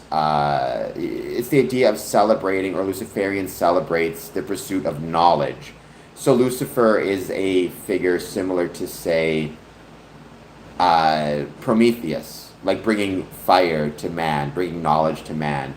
However, you'll notice, for example, Albert Pike, what he says in Morals and Dogma is that knowledge, or pursuing knowledge in and of itself, if you do not have some type of foundation upon which to steady yourself and hold on to, the knowledge will be so blinding that you will not be safe from it. I think Albert Pike, so it's kind of like you develop the knowledge to create the atomic bomb, but if you don't have any wisdom, it could end up destroying the world. You need both knowledge and wisdom. Knowledge, or the pursuit of knowledge, I think, and Albert Pike would say, is Luciferian, but the wisdom to use that knowledge must come from, let's say, I think Albert Pike would have said it comes from Christianity, because he was a Christian, but For me, I might say it can come from Freemasonry. Others, they may say it comes from community or Judaism or the Muslim faith. It's a foundation or ethics of some sort. It's a foundation upon which you rest. So a lot of people debate whether Albert Pike was a Luciferian or not. I tend to think he was, but I think you can question it back and forth. Well, Jesse, there you go. I guess Jesse might be a Luciferian. What's the one value I consistently notice in others? Well, I don't think people, I mean, I don't know how to describe that because everybody has different, like, what do you mean values as in personality traits? Like, because everybody has different personalities. I would say, I think everybody is of equal value in the most fundamental level. What I've said before is, I think the human soul can be described as that part of each of us that has equal value to everyone else. So in many ways, everybody is different, right? Like I am Mortimer. I am a different height than you. I'm a different weight than you. I'm different skin tone than you. I'm a different, my eyes are different colors. My fingerprints are different. We might be very similar, but we're still different in a myriad of ways. However, we all have the same immeasurable value. So that worth is something I see in everybody.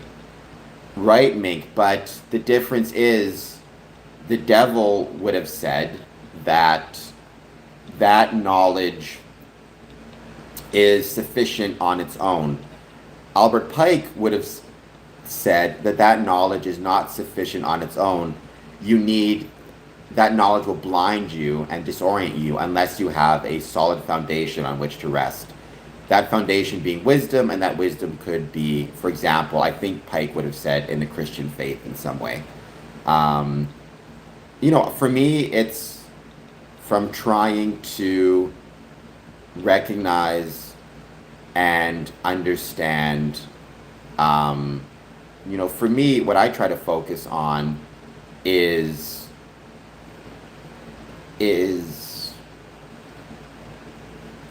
I said the rational nature of the universe. That is where I try to gain my standing from. So it's not simply having knowledge, but applying that knowledge in a rational way. That's what matters the most. I think the most valuable action a human can take is no action at all sometimes. It's to wait. It's to be temperate. It's to pause. It's not to rush into things. That is incredibly important and something we unfortunately forget very often. Well, that's my point. The devil didn't say that, but that's why Freemasons don't worship the devil, and that's why Albert Pike did not worship the devil either. Right? That's kind of the point. Sure, Jesse, that could work as well, I think. Certainly from a Masonic perspective, if somebody came to me and said, they're interested in joining Freemasonry, and their supreme being is Mother Nature, they are more than welcome in joining. That would be a supreme being I'd be comfortable with. And I think that's a very, when I say the rational nature of the universe, you could probably argue that's equivalent to, in many ways, that's equivalent to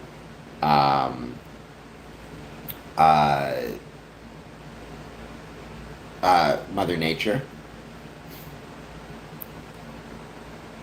I don't think we are obsessed with hidden knowledge, Mink. I'm not obsessed with hidden knowledge. I'm trying to, I don't know what you mean. I think we understand on some nature that, on some level, that a lot of knowledge is hidden from us, but it's our goal and our responsibility, not just as Masons, but just as people who are alive, to try and understand the world around us, as much as possible.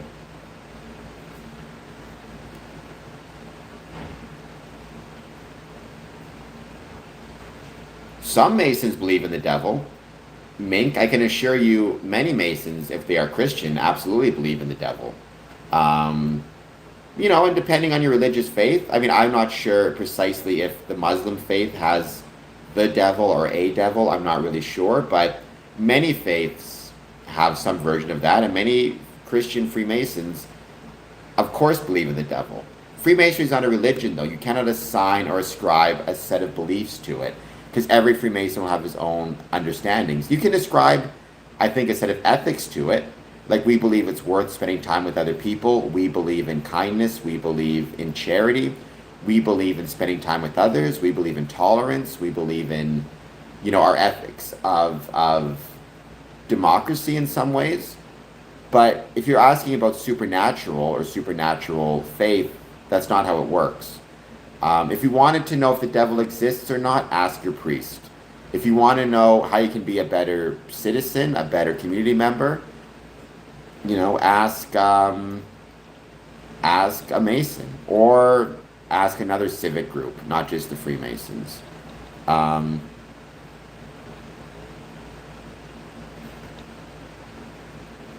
I would love to get to that Freemason island at some point. There's a few Masonic islands out there, interestingly enough. I can assure you that's not true, because one of my good friends was, first of all, at the top of Freemasonry, the top is a 3rd degree. Second, Mink, I knew a Mason who was a 33rd degree Mason. I suspect that's what you mean by the top. Not only was he a 33rd degree Mason, he was a priest, and he was running a church. If that's the right term, I don't know if a priest runs a church, I don't really know what term you use for that, but he was the priest in his local church. Yeah, Scott, Rotarians, Elks, Moose, I don't know, Knights of Columbus, for that matter.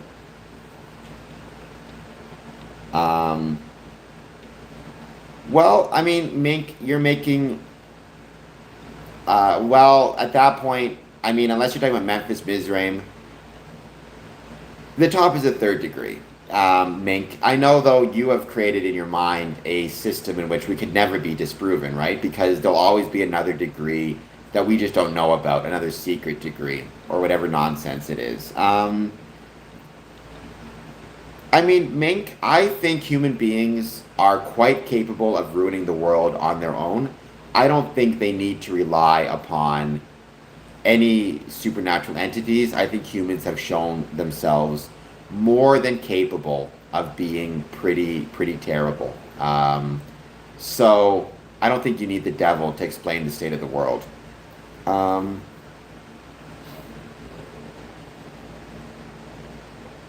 Sorry, John, we cannot shoot lightning from our fingers.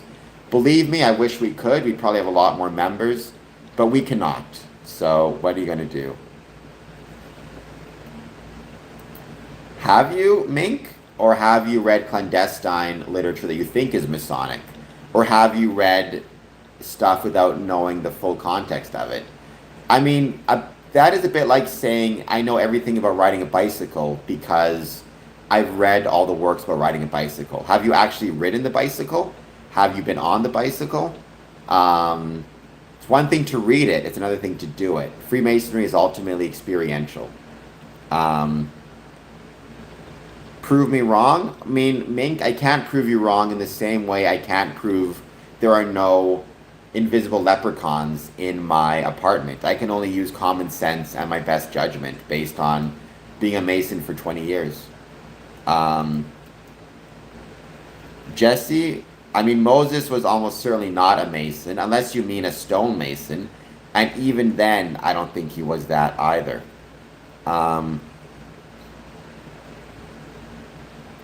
Right, but stonemasonry has been around for 3.3 million years if you look at our ancient human ancestors.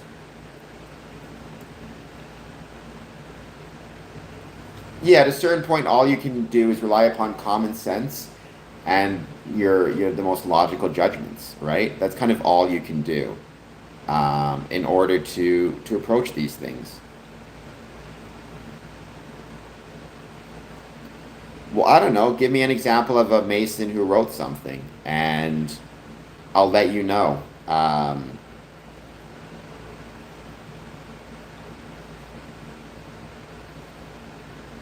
Well, not everybody gets all the jokes all the time, Jesse James. By the way, once again, please don't forget.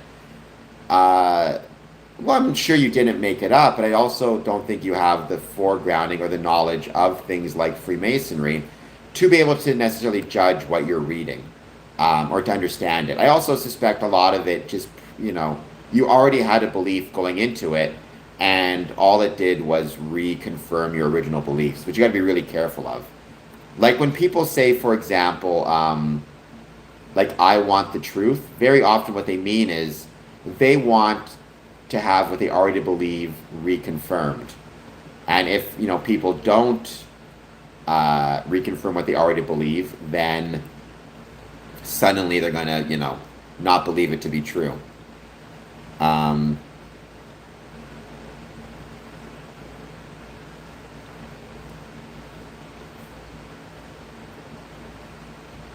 I once saw somebody. She was a conspiracy theorist. She was kind of a nut, and then she was on some platform. I forget where it was, but she was yelling, "We just want the truth. Show me the truth. We just want the truth." And then somebody responded to her and told her the truth, at least as far as he knew. And she goes, "You're not telling me the truth." She didn't want the truth. She wanted what she believed to be reconfirmed. Um, or reaffirmed. So, I mean, give me an example of what somebody wrote. I mean, don't use Albert Pike because we already talked about Albert Pike, but give me an example of what somebody else wrote about Freemasonry, and I'll let you know whether you are correct or incorrect, or what he said. Um, Gooey, don't talk to other people on the stream. Just talk to me. Leave people alone. I hate when people start arguing on the stream. It drives me crazy. Um, you know, talk to each other, or talk to me, I should say. Um, and Gooey, you can't do anything anyways. You're not a mod, so I'll be relying upon the mods a lot on August 21st at 2 p.m. Eastern for the 24-hour content celebration of Content Marathon, where we will be celebrating the Masonic Medical Research Institute. You're not a mod, Gooey. So, Mink, give me some examples of what people have said about Freemasonry, and I'll see if I can respond to it. It's debatable. He didn't worship Satan like the devil as you understand it. He may have been a Luciferian. I think he probably was. But you can be a Luciferian and a Christian. Right? Because, based on what I read about him, in his mind, anytime you pursue knowledge, you are pursuing, the light. You're pursuing Lucifer. But to pursue knowledge without a firm backing, it can be blinding and it can be disorienting to you, right? I cost the tetrahedron. How's it going? Thank you for being here. Emily, do I like vegetable soup? I like vegetables and I like soup, so yes, I do. I'm trying to eat more vegetables nowadays. So yes, I do like vegetable soup. Vegetables are good for you after all.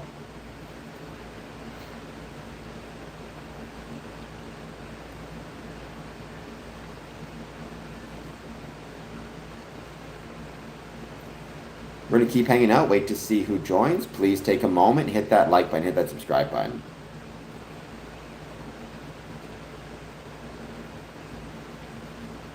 Well, the Luciferians don't believe that the serpent in the garden was Satan. They believe they're different figures. But again, what is the... Are you saying a Mason believes that? Because some Masons they may be Luciferians. I don't know. I've never met one who believed that, at least to my knowledge. But Mink, again, are you saying Masons believe that? Because that's not been my experience. Albert Pike may have believed that, but that's not what most Masons, or not what Masons believe. Again, Freemasonry is not a belief system. But is that what you're basing it on, Mink?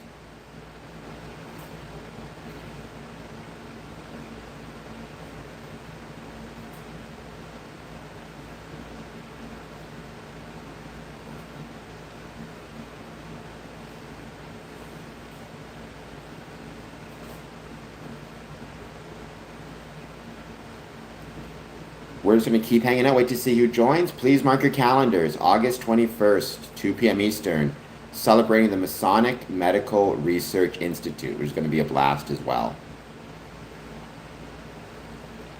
And we're giving more time to wait to see who joins.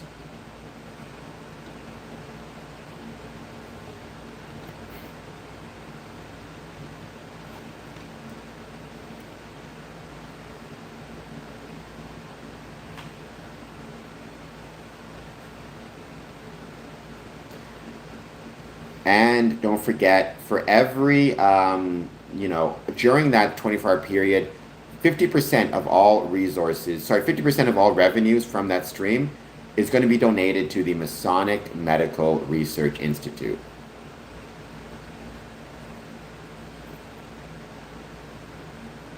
Again, Mink, what are you basing that on? You're just saying things. What are you basing that on? Who wrote that? Who said that? How do you know that to be the case?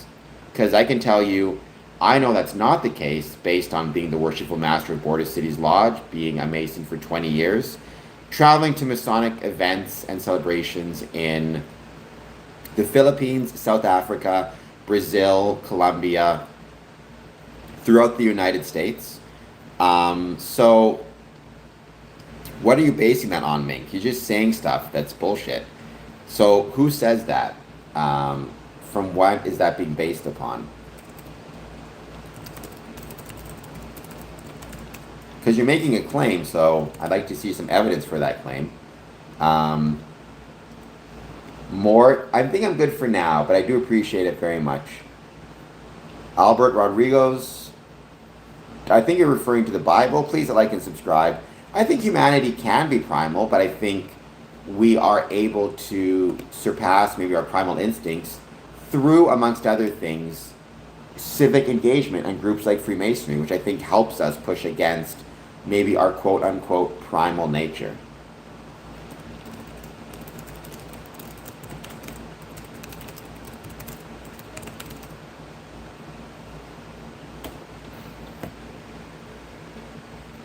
Who was Hiram Abiff? Probably somebody who spelled wrong. Probably somebody who didn't exist. Hiram Abiff was the chief architect at the building of King Solomon's Temple. Almost certainly a legend and a legendary figure and not a real figure. Okay, Luigi. What would make somebody a high-level Mason? And what do you have to do to become a high-level Mason? And to anybody watching this, please hit like, please hit subscribe. We're working to get towards our, 5,000 subs. So I'd be grateful if you guys could help me out with that. Hit like, hit subscribe, and let me know your thoughts on Freemasonry. But there you go, the chief architect at the Temple of Solomon. But I don't think he was a real figure. I think he's a legendary figure. He's a metaphorical teaching tool within Freemasonry. Were any of the disciples in the Bible? I mean, Albert, you're asking me particularly religious questions now, and I'm not a religious expert. If you want to know who was and was not in the Bible, who was real or not real, you should speak to your priest or speak to your rabbi.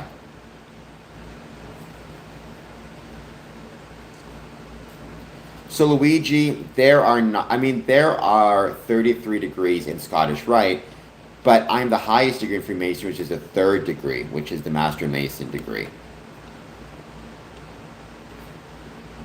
What do you mean by claiming those Masons? I don't know what... Thank you, Alberto. I don't know what you mean by claiming them. So Manly P. Hall was a Freemason, but he was a Freemason. He actually joined Freemasonry about 30 years after he... after he wrote The Secret Teachings of All Ages. So he did not write The Secret Teachings of All Ages as a Freemason. He wrote it well before he joined. So you need to take what he says with a grain of salt. And when you say Albert Pike, I don't claim Albert Pike was a Freemason. Albert Pike was a Freemason. What I don't claim is his philosophies, but I don't have to. In fact, Mink, the very first thing ever said in Morals and Dogma, the very first thing he ever wrote was, anyone is free to disregard or disagree with anything stated herein. I shouldn't get the exact quote. Disclaimer at start of Morals and Dogma.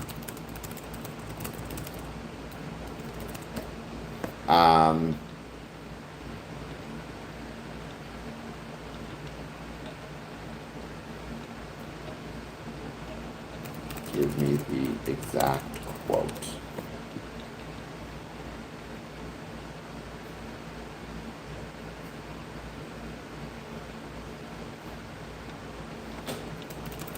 For heaven's sakes, I used to know the exact quote. Disregard or disagree.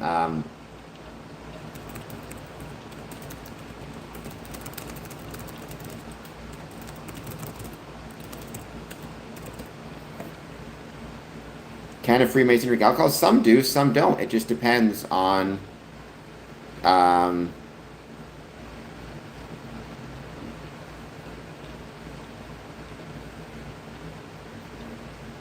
right there it is. Every person is entirely free to disagree with or reject anything in the book that seems untrue or unsound. So I am not under any obligation to claim what Albert Pike said as being true. In fact, I am free to disagree and reject what he said, and I do disagree and reject the idea that the pursuit of knowledge is inherently Luciferian or that Freemasonry is inherently Luciferian. Everybody wants to quote that passage, no one wants to quote the disclaimer, right? Once again, every person is entirely free to disagree with or reject anything in the book that seems untrue or unsound. Hello, Jamie, thank you for being here. Once again, please take a moment to hit the like button and mark in your calendars August 21st, 2 p.m. Eastern, celebrating the Masonic Medical Research Institute, which is going to be a blast. I mean, Alberto, it's not that true. Obviously, I mean, it's a fun movie, but we're not hiding treasure anywhere. I think the movie's Eyes Wide Shut has nothing to do with Freemasonry, despite all the nonsense on social media. Beyond that, I mean, I saw it once ages ago. I thought it was okay. I don't know. I thought it was fine. I mean, I don't mind Kubrick. I didn't love the movie.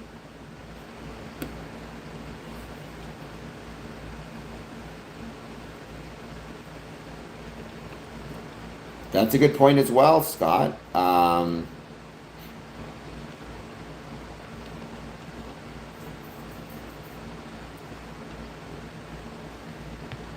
Yes. I mean, it gets really complicated. I mean, you have to kind of nuance it a bit. But I think based on what I read, in general, Albert Pike thought not just Freemasonry, but any attempt to gather more knowledge or more information was on some level Luciferian. But he was also a Christian, and I think he believed that just seeking knowledge for its own sake was Luciferian. But if you did not have a strong background of some sort in, let's say, Christianity, you would not have the wisdom to use that knowledge appropriately. He was a 33rd degree Mason, but he didn't become a Freemason until, again, about 30... Actually, I think it was more like 40 years after he wrote The Secret Teachings of All Ages. When did Manly P. Hall become a Mason versus when did he write Secret Teachings?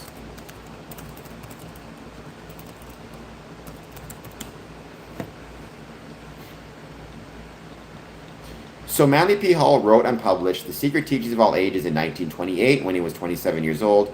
He did not become a Freemason until 1954, meaning he wrote his famous work 26 years before joining the fraternity.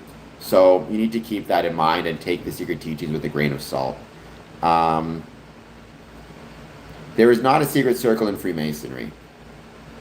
Albert, 15 or 16 of the presidents have been Freemasons. So the majority have not been. Maverick, we're not going to go to war with anybody. We just want to try to make the world a better place. That's good, Robert. You should be taking old stuff to museums. They may be able to display it, show it off. Well, because it makes a huge difference. Because this idea that Secret Teachings of All Ages is some type of Masonic book, it's not. I mean, a good example would be Voltaire did not become a Mason until 1 month before he died. So therefore, even though I love Voltaire, I cannot claim that his books are Masonic or his works are Masonic. I think the reason he probably enjoyed Freemasonry is because he had a very similar philosophy to what you see in a lot of Freemasonry, certainly the emphasis on democracy and rationality, but they're not Masonic books. So when you use Manly P. Hall or Albert Pike to justify your beliefs, you need to be really careful about that for the reasons I provided. In the case of Manly P. Hall, because he was not writing as a Mason, and in the case of Albert Pike, because he allowed people to disagree or dispute anything he said. Therefore, I'm under no obligation to claim it as much as you might like me to. I'm a member of 5 Masonic lodges, Jamie. Border Cities Lodge 554, Harmony Lodge 579, Windsor Lodge 403, as well as Tranquility Lodge 2000 and Lodge Holy Land number 50. My claims that Luciferian philosophy, again, I guess I just dispute that claim. Unless you define Luciferian philosophy the same way Albert Pike does, which is the pursuit of knowledge being inherently Luciferian, then sure. I would just say I don't believe the pursuit of knowledge is an inherently Luciferian thing. That's my point, right? I think Albert Pike viewed it that way, and I just disagree with Albert Pike. So yeah, I guess I need to know how you define it. Right? So I dispute the claim in that. Well, when you say let Manly P. Hall elevate so I into Freemasonry, what do you mean by let Manly P. Hall elevate so I mean, I never let him elevate. I'm not a big fan of Manly P. Hall personally. Do you mean like why give him the 33rd degree? I mean, because I assume, I have to go back, but at the time I assume he was a good brother who showed up to lodge, who put in the work, who, knew his work well, who was a worshipful master, and the brothers around him liked him and wanted to honor his commitment to the craft. But in the same way, like plumbers become 33rd degree Masons, lawyers, politicians, doctors, accountants, carpenters, garbage men. I mean, they can all become 33rd degree Masons. It's not a reflection necessarily on if you agree or disagree with their work, per se. So I don't really know what you mean by let him. No,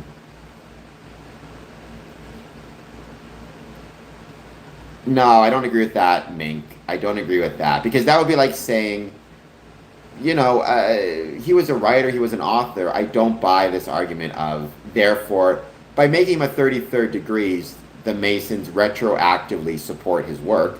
I'm sure some Freemasons liked his work. I'm sure some Freemasons didn't. Kind of like me, I'm not a big fan of him. I would have still given him a 33rd degree, though, because, so long as he was showing up to lodge regularly and being a good brother, that doesn't reflect or make it so I automatically agree with his work. That's a silly way to put it. Right? The idea that to be a Mason means we automatically concur with everything a brother has said or done. There's a lot of Masons who very strongly disagree with the things I say on this channel, I think it's a very silly way to look at it. I think you want it to be the case because, you feel like Manly P. Hall confirms your pre-existing beliefs, but that's not the case.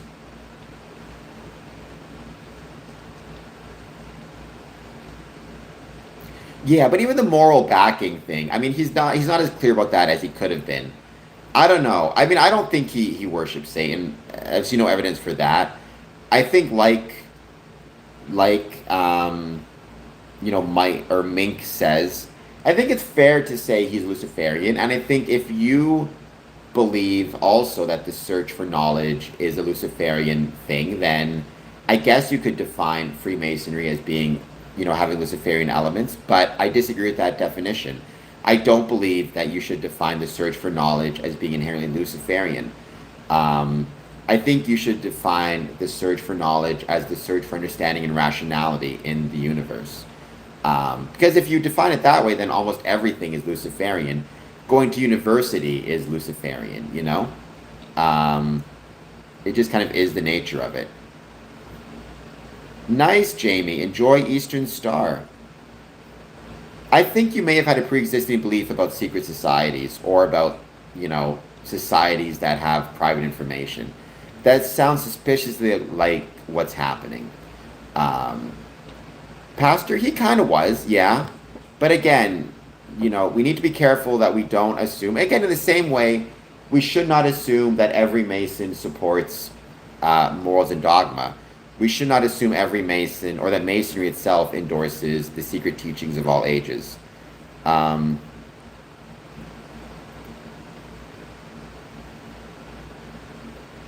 no 33rd degree Mason has to agree with Albert Pike. I can assure you, I know many 33rd degree Masons who have no interest in Albert Pike or the 33rd, or sorry, no interest in Albert Pike or morals and dogma. Again, most Masons are like me. We take some of it and we like it, and we take some of it and we dislike it. We admit and agree immediately with Albert Pike's disclaimer at the start, right? When Albert Pike didn't say in his disclaimer, every 33rd must agree with me, but the rest are free to make up their own mind, he said everyone, including 33rd degree Masons, are free to make up their own mind. So, right, you just need to keep that in mind and remember that. Hello, Jake. Please like and subscribe. That's awesome. York Rite is incredible, and I wish you best of luck in your joining. I'm sure you'll do a great job. I'm sure it'll be a blast. I've never joined the York Rite, but I certainly enjoy York Rite a lot more than lately, a lot more than Scottish Rite, in the sense that no one ever jumps on and gives a bunch of conspiracy-minded nonsense about York Rite. They always give it about Scottish Rite. So,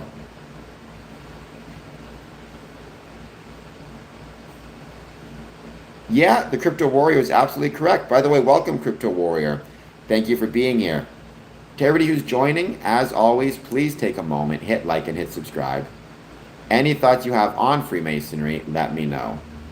Positive, negative, or neutral, I'd love to hear it. Thank you all for being here.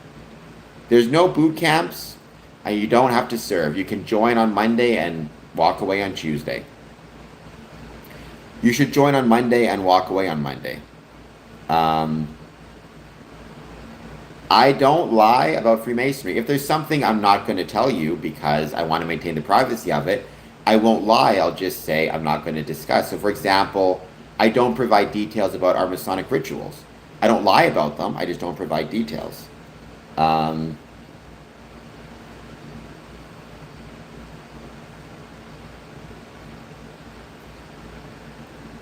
Well, I mean, I think we're quibbling a little bit on the details, Scott. Like, I forget the exact quote. Basically, what he said was, you know, if you are pursuing knowledge, as Freemasons are, then you must be worshiping Lucifer by definition. But what he said is, that search, that worshiping will blind you and disorient you if you don't have a backing outside of just traditional search for knowledge. So that backing could be religious. I would just say it could be almost anything, right? It could be rationality. It could be, there's a lot of different ways you can find the ethics that will keep you from being blinded. But, I mean, you can debate it back and forth. Based on the quote, I think it's safe to say Albert Pike was a Luciferian and a Christian. You can be both.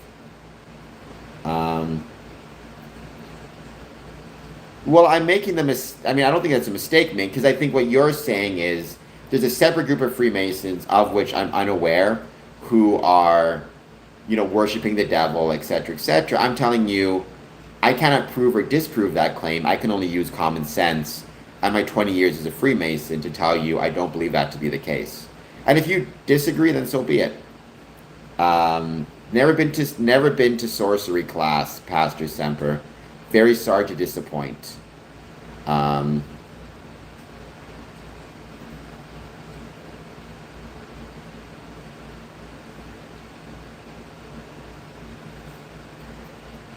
Well, but you mean, Mink, you can't prove to me that you're not a government agent engaged in a psyop to ruin Freemasonry and help usher in the New World Order.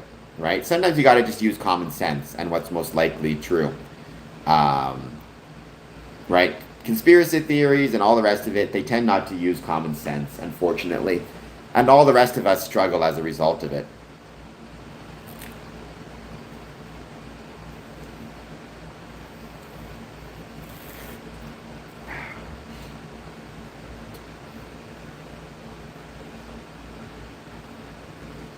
We're just going to hang out for a bit longer, wait to see who joins. I'm going to be ending soon because I'm very busy. I'm getting ready for August 21st at 2 p.m., where we're going to be celebrating the Masonic Medical Research Institute and, amongst other things, celebrating what is going to be a 24-hour content marathon. It's going to be a blast. I can't wait. I mean, I think I'm not a religious expert. I think everybody, I think if your philosophy is the search for knowledge is Luciferian, then you can be Luciferian. But if you believe that, that search for knowledge must have some type of backing behind it, then you can be a Christian as well, right? So it's like, I guess it depends on how you define Luciferian.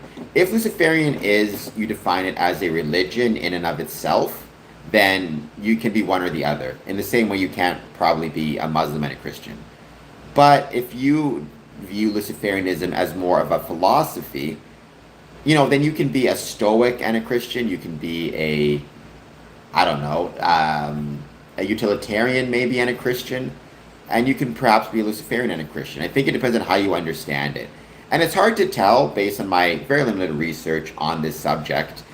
But it seems to me that maybe Albert Pike viewed Luciferianism as more of a philosophy than a religion, per se.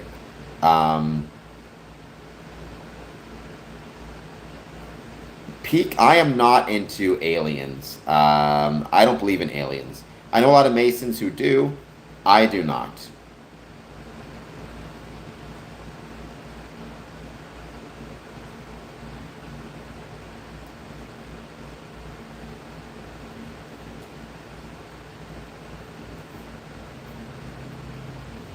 Mink riffs? I mean, maybe. Again, I've never met a Luciferian Freemason. I will leave it up to you to decide if you think Albert Pike was a Freemason or not. What I will say is Freemasonry welcomes men of all different faiths, backgrounds, and religions. Your waif, I mean, I believe in those things as well. If you want to make those your supreme beings, I would have some issues with that if you were to try to join a lodge. But that's kind of a separate question altogether, I suppose. I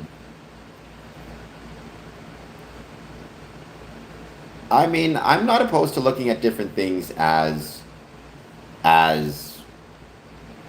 metaphors. Again, I'm not saying there are some people who join Freemasonry who are first and foremost Christians and take the Bible as literal. There are some who may have different beliefs and may view the Bible more as a metaphor. I don't know. And generally speaking, though, it just depends on what you believe. That's all. Peak Otter, please like and subscribe if you're new. I hope everybody's doing well. I hope you're all looking forward to my August 21st 24-hour content marathon. It's going to be a blast. I cannot wait. I look forward to having everybody join. And again, if you're interested in supporting a great cause, save up your money and donate on August 21st. 50% of all revenues will be going to the Masonic Medical Research Institute, pronounced Wife-O. Well then, hello, Wife-O. Thank you for being here. Mr. Jackson, okay, ma'am. Maybe I'm a ma'am. Call me whatever you want. Just hit like and subscribe. How's about that?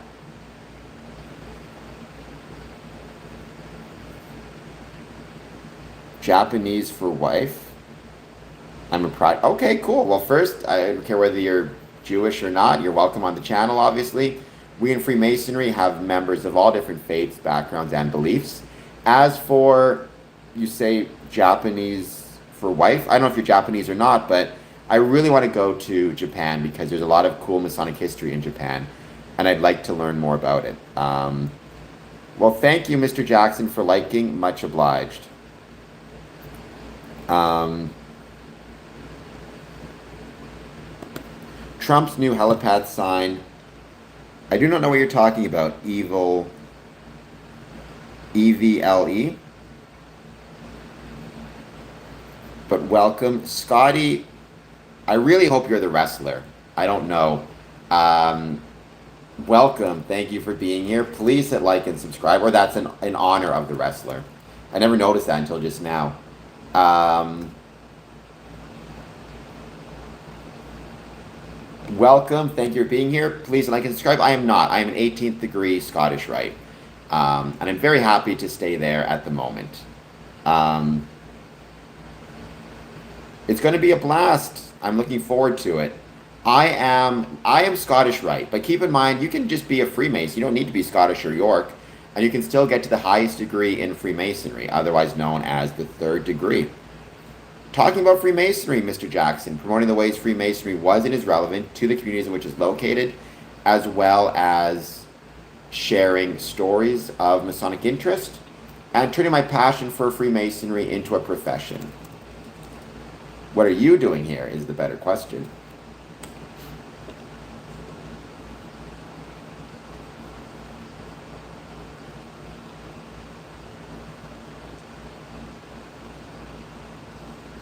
Metaphors are the hardest Italian cards to get. I can't tell if that's a joke of some sort, but it's pretty funny if it is. I support that joke.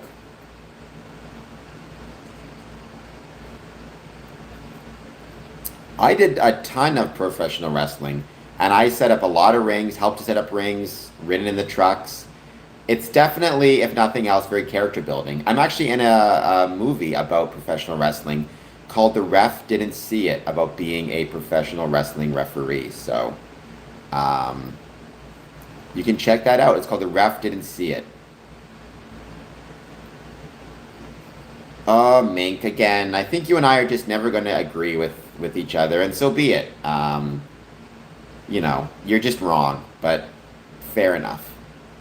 If the rule was only correct people could be on the internet, then no one would ever be on the internet. So,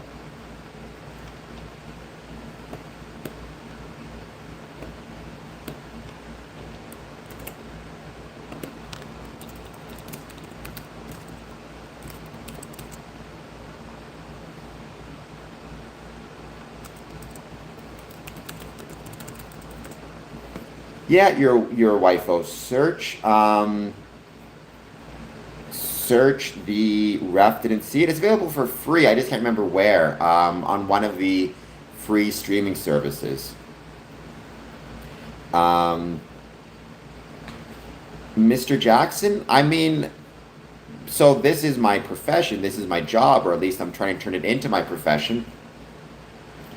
And that's something I'm grateful to be able to do. I get to promote a thing I love, or at least promote, how and why it's relevant. And it's something I enjoy doing. Like, what do I get out of listening to my favorite song? I enjoy. How would I rate the Matrix movies? I'm not a huge fan of the Matrix movies because I'm not a huge fan of horror. Not a huge fan of action or sci-fi. What I love is horror. What I love is scary movies. That's my favorite. Not a big fan of those type of movies. I have a letterbox if you guys want to follow me there. The Shriners are the Freemasons. But To Evil, To Hope is always making those jokes. You get used to it, Scott. He is always making those kind of jokes and those cracks. I've just grown to accept it. To be a Shriner, you must first be a Freemason. Um,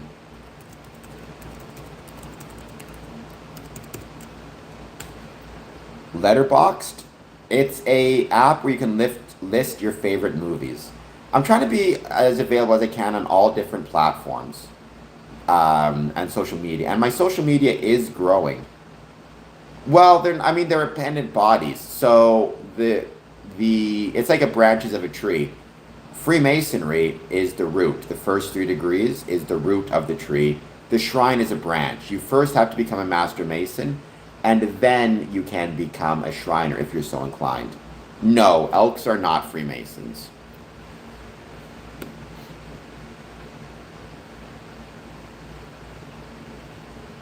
Oh, Scott with the joke. I mean, Elks are a civic institution as well, which I actually found out the date is started yesterday and now I forget it. Flop, vote for whomever you want. I can't tell you. I mean, I can tell you I, in Canada, voted for the Liberal Party, but that's my own personal opinion. Um, within Freemasonry, there's no discussion of religion or politics in Lodge. No, the root is not Lucifer.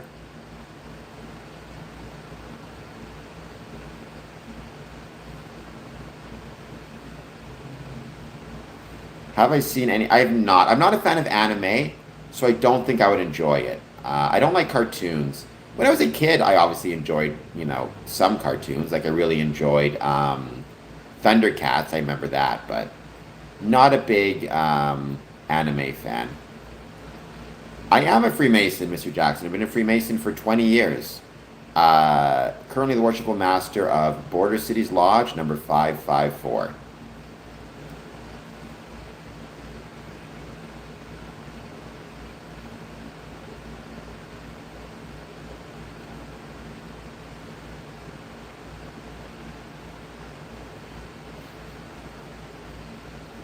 Tiny House Homestead. No worries. Thank you, Scott, for being here as always. Um, no, to evil to hope, and you know that's not the case. You're just being silly. Although I've said it before. I think the Hellraiser films is the most underappreciated film series in horror genre. They have just a murderer's row of great movies there, from like Hellraiser 3 to Hellraiser 5. They're so good, and they don't get near the appreciation or the love they deserve. So, I would say that.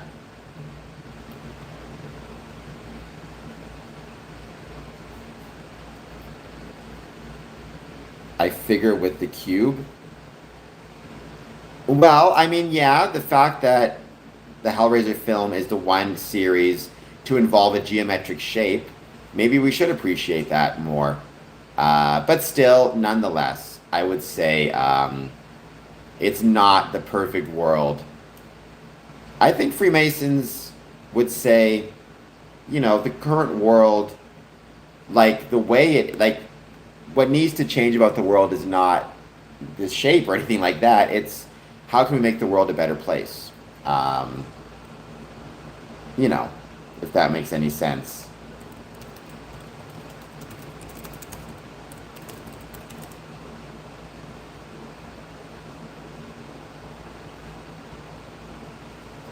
Well, Tiny House Homestead, how's it going? Thank you for being here. Please hit like, please hit subscribe if you've not done so yet. I hope you're doing well. Many people have the right to their privacy. They also have the right to perform, to have relationships, to be engaged in groups, be it Freemason or anything else, without automatic suspicion. Um, Different than you have friends. I'm not going to automatically judge you based on your friends or based on if your friend asked you to keep a secret. Mr. Jackson, or if you have a family recipe of your grandmother's cookies. So, Mr. Jackson, I know what you're trying to say by that question, but I always try to, remind people nothing made me join, right? I chose to join of my own free will and accord because, my dad was a Freemason and I grew up kind of seeing it. And because of that, I always, you know, I knew the benefits of Freemasonry to society. I recognized that possibly I could, help contribute to the community and the world around me by being a Freemason, and so I decided to join for that reason. But the biggest thing in Freemasonry is nothing can make you join, right? Oh, the old rank question. You don't want to think about it in terms of rank. It's degree and office. He does hold the degree, or I guess you could call it the rank of very worshipful, because he's a Grand Lodge officer. So the office he holds is one of very worshipful. And he's a past master. Skin, it might be that, you're going through some struggles at the time, or I don't know why they said no. Just wait a while, try to improve upon yourself, and then reapply. Just because they said no, it's not a reflection on you per se. So just Give yourself a bit of time and then consider reapplying. Um, Skyfalls, unfortunately, you're very often might not be incorrect, and that's unfortunate. Um, Within Freemasonry, you're not going to eat alone, I can tell you that. All right. Well, then, no, you know that's not true. Now you're just trolling, so.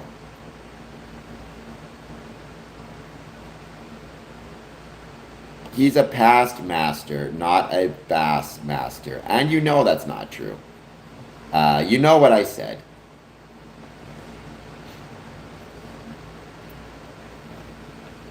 Well, he joined in like '85, I think. So he became a worship master. I think the first time in like '95 or something like that. Became a very worshipful, I think, in 2006, if I recall it correctly.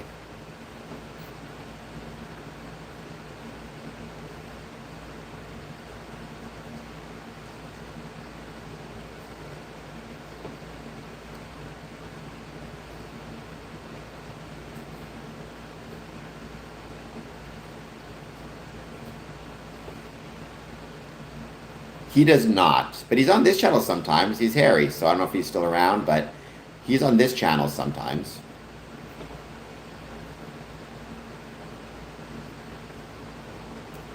Once again, as always, please take a moment, hit the like button, hit the subscribe button. We're getting closer and closer to 5,000 subs, so let's see if we can help a brother out.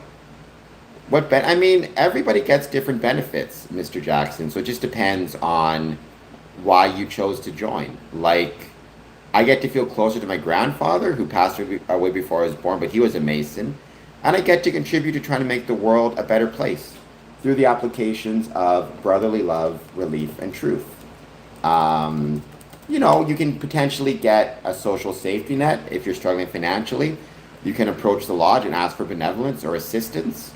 You'll feel less isolated and alone, which has significant medical benefits. So those are just some of the benefits you can get through joining. But everybody joins for different reasons, and a lot of the reasons why you join is going to help define, the benefits that you get. No, we're not trying to rule the world. We're mostly trying to agree on what to have for dinner, which can be very challenging in and of itself.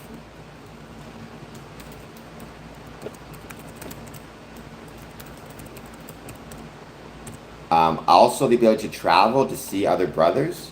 That is something I'm really grateful for. I've got friends all around the world. In fact, I've got brothers all around the world because I'm a Freemason. And that is something for which I'm very grateful. We're going to give this another, let's say, 5 minutes. Then I'm going to be ending this stream. Tiny house homestead, I don't know, but believe me, you get used to it. If you're going to be on these streams, you have to get used to it.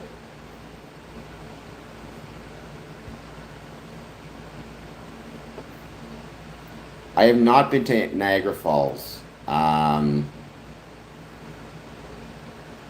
no, I have been. Septimus, I have been to Niagara Falls in the past. It's been a while, though.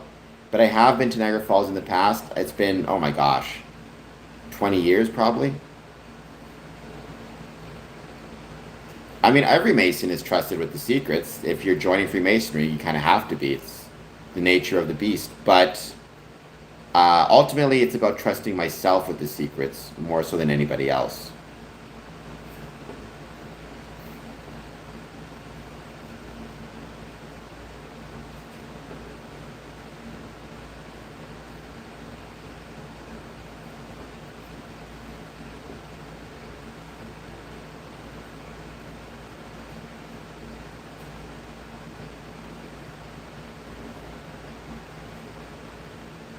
We're going to give it another 5 minutes, and I'll be ending the stream. Mark your calendars, Mr. Jackson, mark your calendars, everybody. August 21st, 2 p.m. Eastern, 24-hour content marathon. It's going to be a blast. I can't wait. I hope you guys will join. Celebrating the Masonic Medical Research Institute. So please make sure to join me therein. We are not Tiny House Homestead.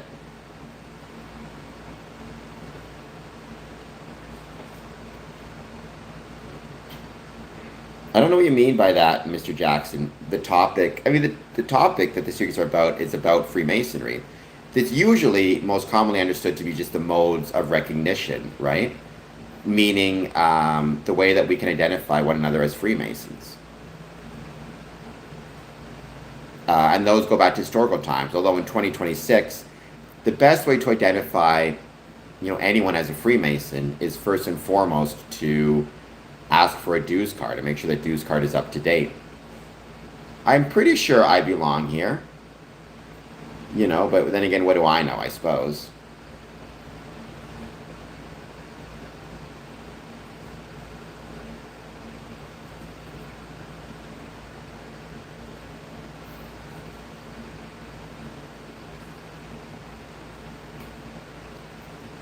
All right, guys, we're going to end this stream. Thank you all for being here. I will be back on at 1 a.m. tonight, followed by 1 p.m. tomorrow. So I look forward to seeing you all then, and thank you so much for joining. Can't wait for what's going to be an excellent stream coming up very soon. All right, guys, talk to you soon.